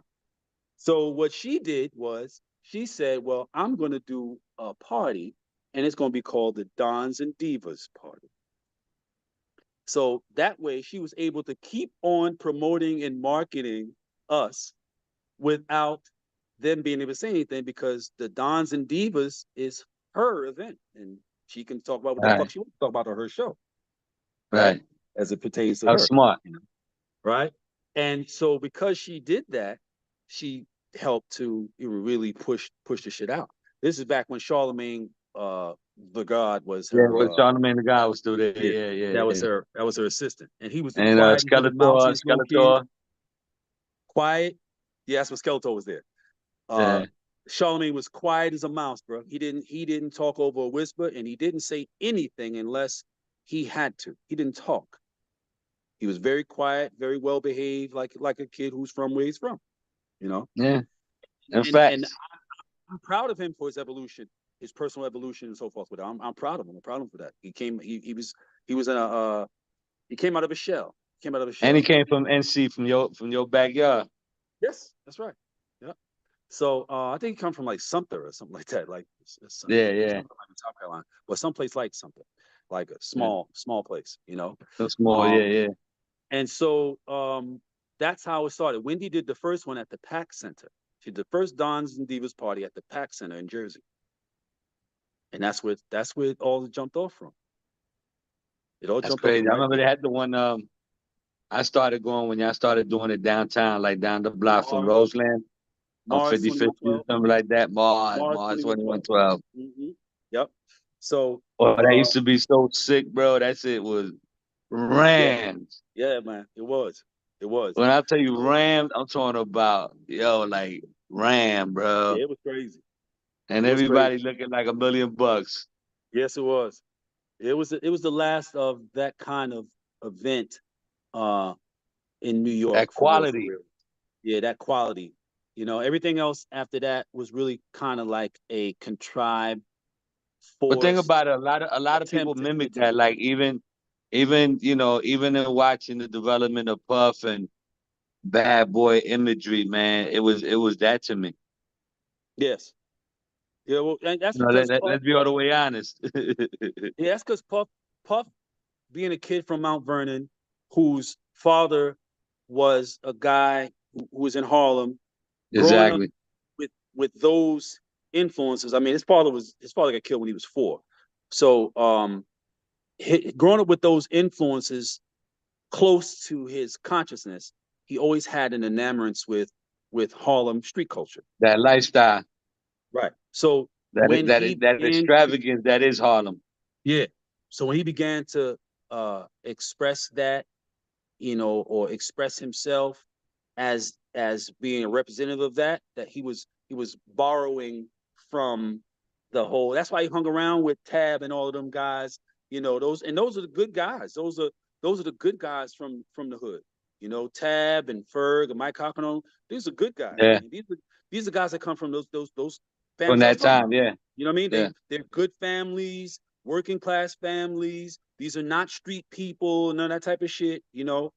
Like during that period, if a dude got involved with some kind of drugs, it was so he could, get a couple dollars to pay for. So many people was making so much like little extra bread, whatever. Like everybody would try their hand to get them a couple dollars so they can, you know, uh, buy a machine they wanted to use to print T-shirts because that's really what they wanted to do. But they needed the money. So they worked with their man a little bit and get a little money off of selling some crack and then go do that or whatever. Those guys were that group of guys that dabbled to try to get their hands on a couple of dollars to finance something that they really wanted to do, but they didn't want nothing to do with the streets. He hung around with that group because that group kind of gave him a tacit connection to the individuals that he did not have the heart to be in the presence of. He didn't want to be around niggas Exactly. like me at all. Exactly. It, You it know what I was mean? too real for him. Yes, that's the truth of it. That's the truth of So it. this is this, this Just is the this reality what of it. this is what we're gonna have to do, Kavara, because we ain't even gotten into the books. I still want to get into the Mind Plug Academy. I appreciate We're that. gonna have to come back and really do a part 2. 'Cause You know, we're I like keep we're like forgetting that we're almost not three just hours talking. in. Huh? I keep forgetting. I look up and say recording. Oh shit, I forgot. I keep forgetting this is not just me and you just kicking it like we kicking Yeah, it. yeah, yeah, yeah. But that's the beauty because that's what it starts to feel like. Like that's what the testimonial comes in, man. Because I be like, and even everyone that has checked in throughout the time I've been doing the show and all that. A lot of people told me, bro, they see that comfortability. You know what I'm saying? And I said it just be like, I know these cats, and they know I know. You know what I'm Yep. saying? So the conversation is different than somebody that you just, like it's dry. It's a dry conversation. Yep. You know what I'm saying? There's no history, so there's no connection. There's no Key. real comprehension. That's I mean, key. I know you from that time. Yep. You know what I'm saying? But we Yep. used to meet up. We used to hang out in clubs. I remember Yep. you building the band. I remember all that time, bro. And then to come back and see you drop books, you know what I'm saying? And Yeah, I now appreciate it, you're on man. your fourth book. Like I said, I know that we have a continuation. You know, the old gangsters book was still one of my favorites. Thank you. Yeah, This is yeah, this old is gangsters and essentially this young is the guns, Don Diva man. book. It's This is really a this is the good book. top 10 stories that I did in Don Diva. This is an anthology of the top 10 stories. So this is the stuff you got to realize a magazine can only do so much on any particular subject. So whatever y'all read in Don Diva was the edited down version. Edited down version. It's the So it could watered fit down with the version. pictures. Okay. This is the whole shit of any story. So this is the Larry Hoover, which I'm the only person that ever did an interview with Larry Hoover. Everybody else Right, did right. on him. I did it with him, his mama, his wife, his children. You know what I mean? Oh Um, no, Don Diva, yo, it's okay because Don Diva is so legendary. Like appreciate that. real gangster motherfuckers just let loose talking to y'all. It's true. It's true. You know what I'm It's true. saying? So Yeah. so if you think about it, it had to come for people to get comfortable like that. Boy George. Exactly. It had to come from a place where from somebody that related. You know what I'm saying, to that point. Exactly. That's right. You feel what I'm That's exactly saying? right. There That's had right. to be a relation to not just be a fan, but to understand. Look at that, bro. Mr. P. Ooh, You know, that's and the real thing life. is, see, this was sex money. That's sex money. So you got John Castro, you got Yarrow, you got X. Like, ain't nobody. There's no gang members in here. There's no bloods in here. This is the indictment. And if Yeah, this guy didn't keep his name, didn't keep his mouth shut, then my name would have been in here, right under right in between. right under Yarrow's or beside Yarrow's, some fucking where. Well, let's say thank God, man. Yeah, And I hope the statute of limitations that run out on that bitch. of course. That's what I can talk Cause about. I didn't hear nothing. We're gonna have to edit that bitch out. No, that's what I can. Bro, it's printed in a book, bro. You know what I mean? Like, yeah, you know, oh, man, So you Isaac got Wright, that one, Isaac man. Look Wright. at that. That's so fire, bro. Right, that's 50 made the miniseries That's so Light fire, about bro. him, right, on NBC.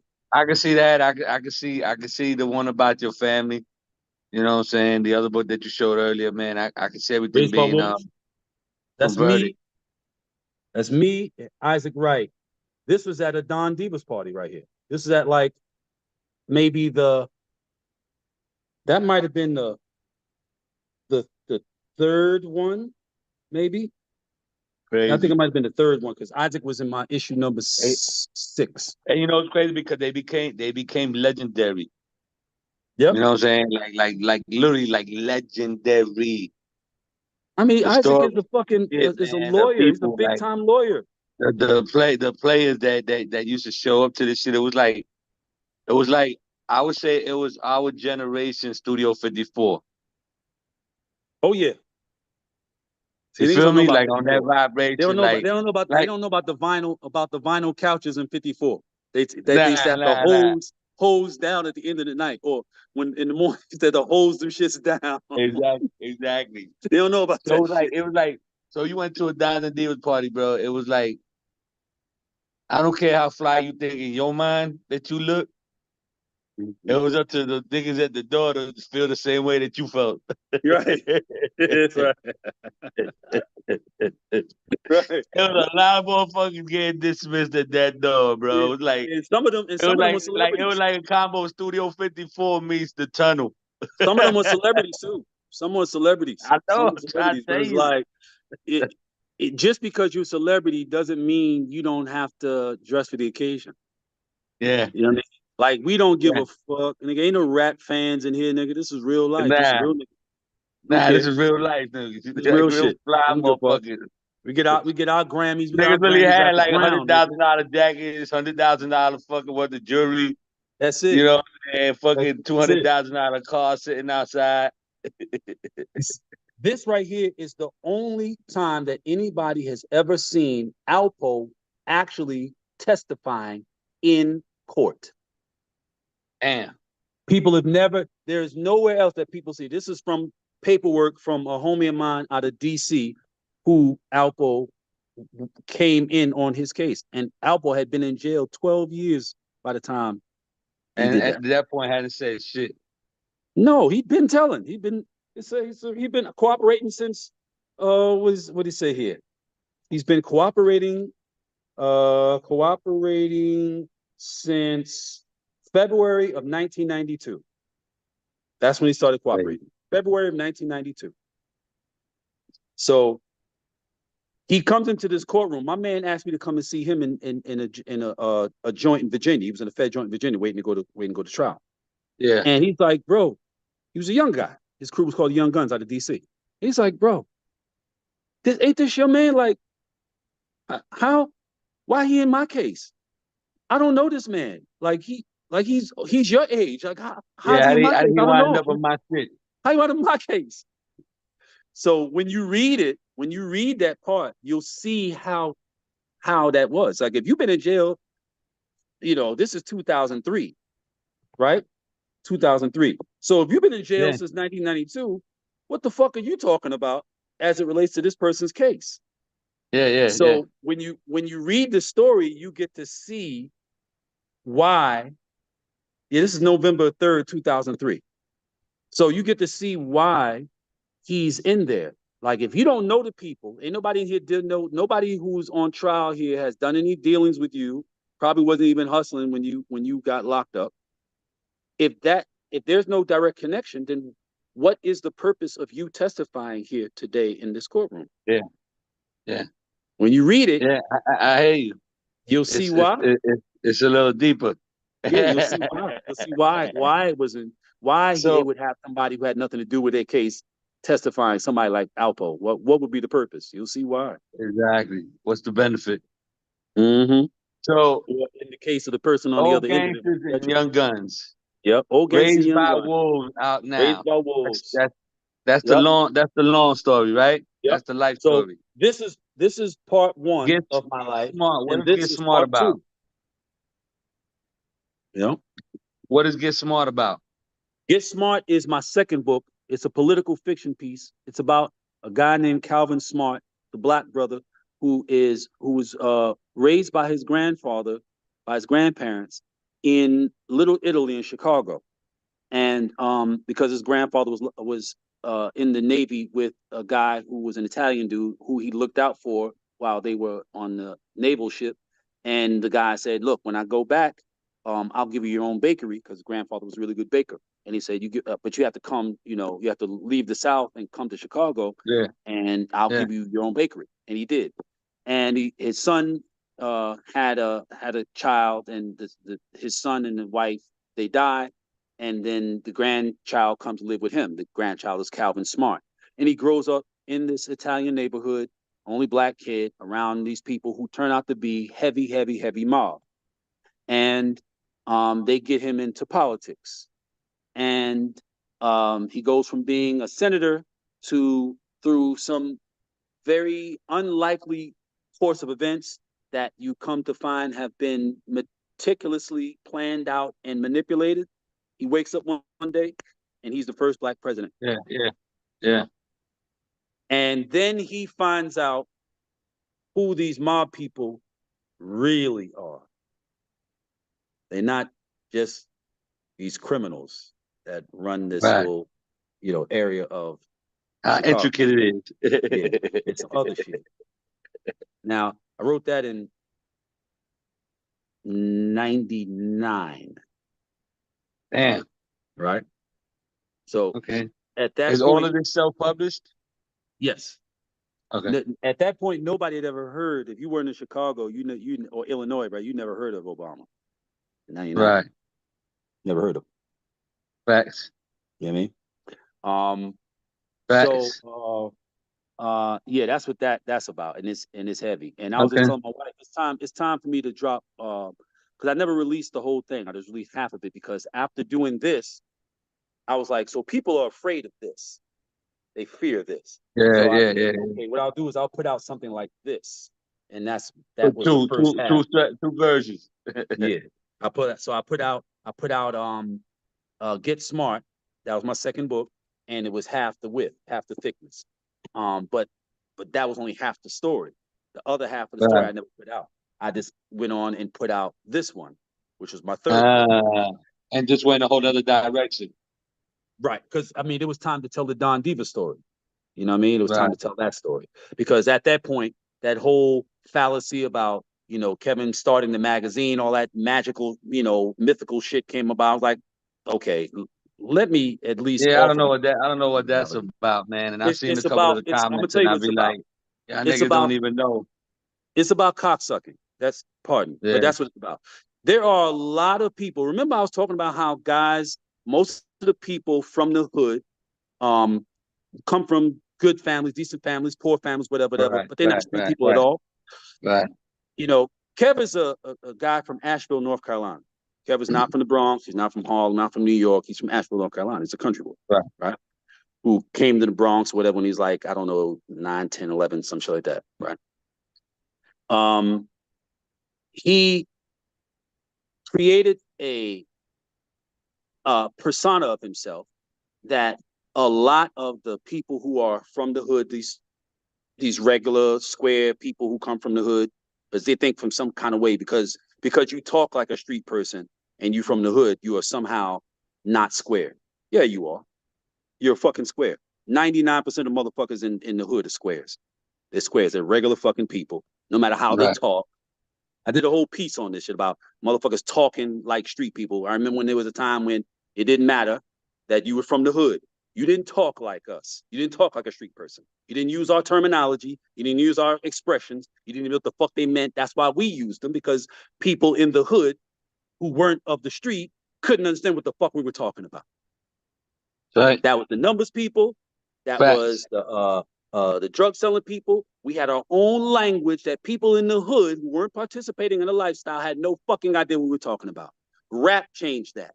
Rap had all these motherfuckers, everybody in the hood, all talking the same, all talking like street people, Yep. because Yep. it was Yep. something you could do without actually being a street person, and it made you cool. Yep. Again, tapping to that self-esteem. Ooh, look at me. Look how cool I am. I sound just like I'm the hit. street. I'm hit now. I'm hit. Yeah, I'm going to church, going to school, but I'm sounding like the street guy. Yeah. Fucked everything up. But anyway, um, when he made this image of himself, where and you got to realize this too.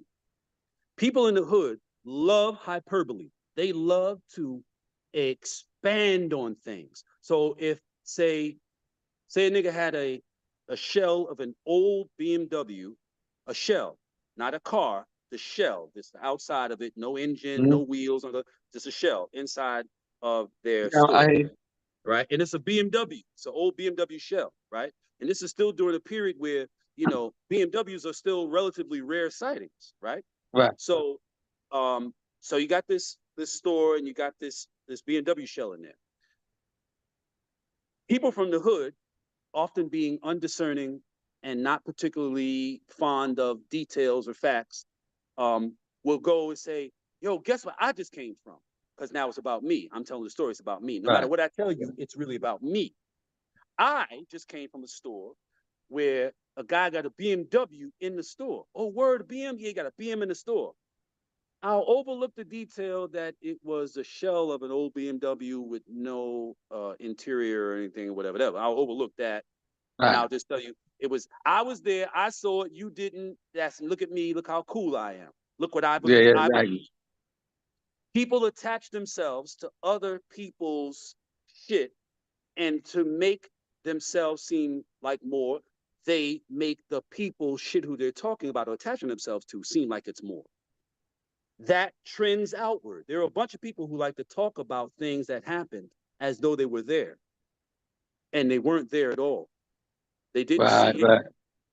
right? Right. And that becomes their sense of worth, their sense of value. So at the point at which it's cool to think you know something about somebody, like in this instance, say Kevin, it's cool to think you know that Kevin was this guy doing this thing. Now, Kev made money. Kev did a lot of fly shit. He had this convertible, only one convertible red 190 two-door. Nobody had that car. That car was shipped here from Germany. It got left in a garage by, I guess, whoever the the the connect was that got it. He might have got popped, they got killed, whatever, and it got Right. left there. Right. Kev got a hold of the car. But every time that he drove the car, they would take it or impound or whatever, because the paperwork said it was a four-door car and it was a two-door car. So Right. So he could never really get the car out, enjoy the car, whatever. What does it mean? So he did his thing and made money, whatever, this and the other. But Kev was not, by any stretch of the imagination, anybody's gangster. He was he liked to get money, but he wasn't no built guy. It's never been him. It's just and not everybody that's ever been in the street has been that. Most people in the street have not been built. They just were uh, ingenuitive, and driven. The more they come from struggle, the more they tend to go harder and do more. That's why the Yeah. biggest motherfuckers that ever did it, like Frank Matthews, I mean, he grew up poor in Durham stealing chickens. I've been to the place where he stole the chickens from.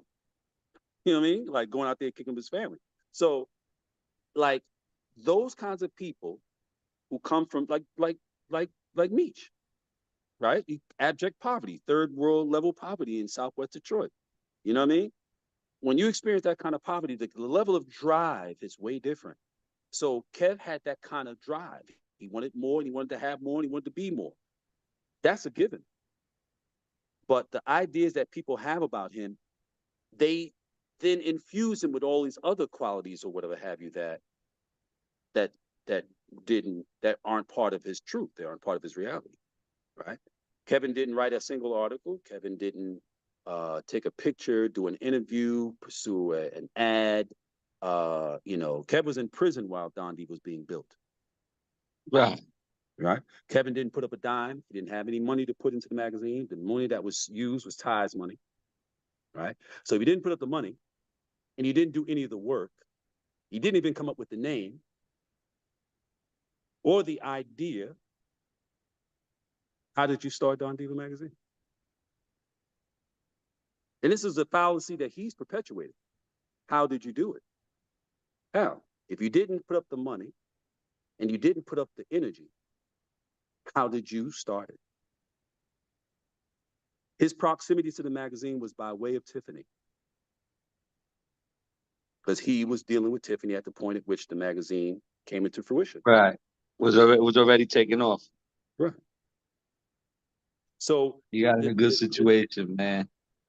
I mean, it's just, that's just, but people, you got to realize that most people have never started anything. They've never created anything, ever.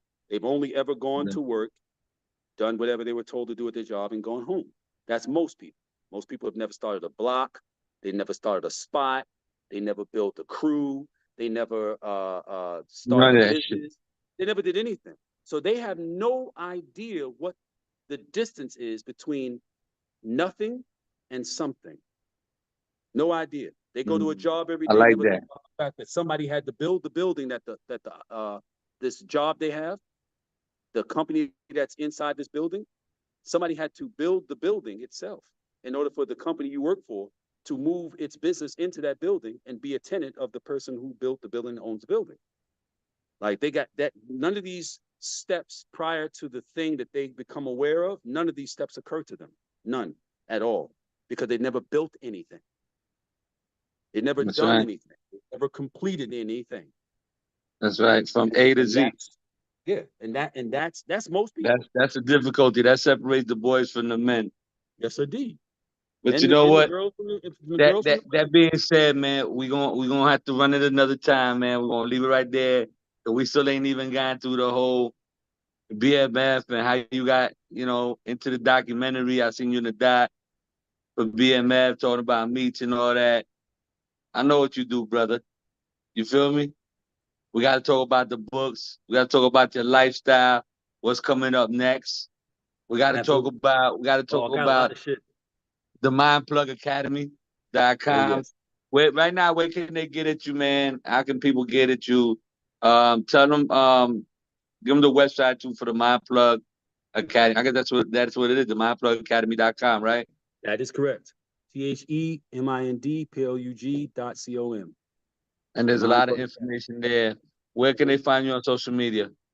Cavario _the_mind_plug. That's my main IG page. And also The Mind Plug on IG as well. Yep.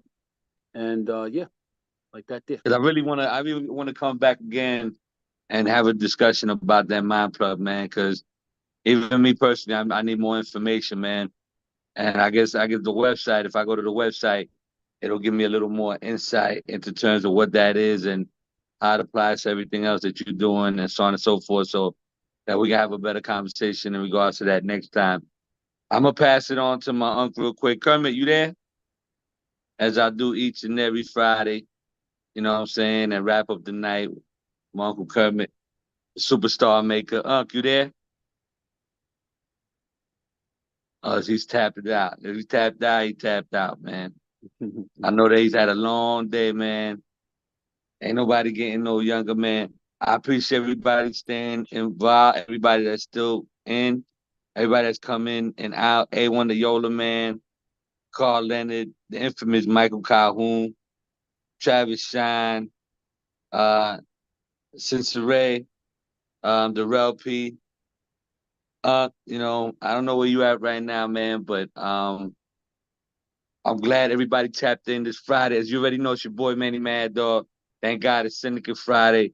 I'm so happy to have my brother Pavario. Like, yeah, I know this was a long one, man, but it could easily be another 2-3 hours. That's why I said we're gonna have to make it a 2-part series, just to get the full story, man, because it's so long, it's so extensive, man, but it's so poignant to everything else that has occurred later on in life. Because had he not gone through that, there would not be some of your favorite things out there in books and that magazine and so on and so forth, which was so relatable to who he is and what he's going through and so on and so forth, man. And still so much more to come. You know what I'm saying? So like I said, we will have a second part. This is a long, long part one, which will be chopped down a little more consolidated.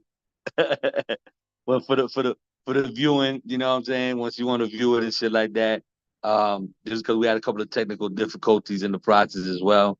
But it was right, man, it was an incredible conversation. Every time I get on the phone with you, man, we always chat 2-3 hours, man, because the conversation is always so deep. The connection is always so real. I appreciate you taking our time and getting into some of the things you got into, man, and detailing it in such a way that only you could do. You know what I'm saying? I appreciate it. And like I said, we're gonna come back for part two, brother, and we're not done, man. And you already know in terms of you and I, we've only just begun. Always. You know that. Thanks for I'm here. checking Just let in, me know man. whenever, whatever, man. I'm on it. Thank you. Like I said, once again, thank you everyone, man, for tapping in for Syndicate Fridays. As you know, each and every Friday, man, 6 p.m. Eastern time, man, we check in. We always have the legends, the legacies, telling their testimonials, man. I want to thank everybody who stayed on to this point, everybody that checks in through ECMD, through YouTube, through Facebook Live, through iHeart, through B. Shout out my nephew, man, Alizé, who's supposed to check in tonight too. I don't know where you at, Alizé, but we love you anyway, man. BT Mobile Love Distribution. you, Al. You know what I'm saying? You know, we support that each and every day, Young Daddy. Zay. Yeah, BET, see. BET Yeah. Mobile, You know right? what I'm saying? DST A Mobile. lot, a lot of great things, a lot of legendary things happening, man. But check in every Friday, man, as we give our brothers their flowers, man. These are the names that you should know, man. These are the legends that you should know about, man. If you in this shit, you got to know where you've been and know where you going, man. You could be anywhere tonight, man. But I appreciate you being here. It's your boy Manny Mad, though. It's your boy de Puerto Rico signing out. Bye, man. Have a great weekend, man. Family, You too, everybody that's brother. on here, man.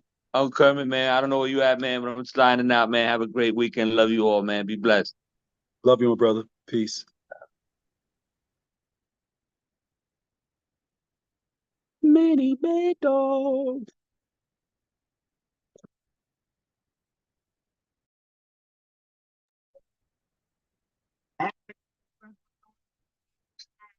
The next Zoom is, as you know, every single Monday at 9 o'clock with DJ.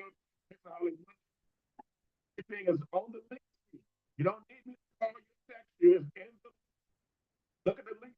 The date and the Monday is every Monday.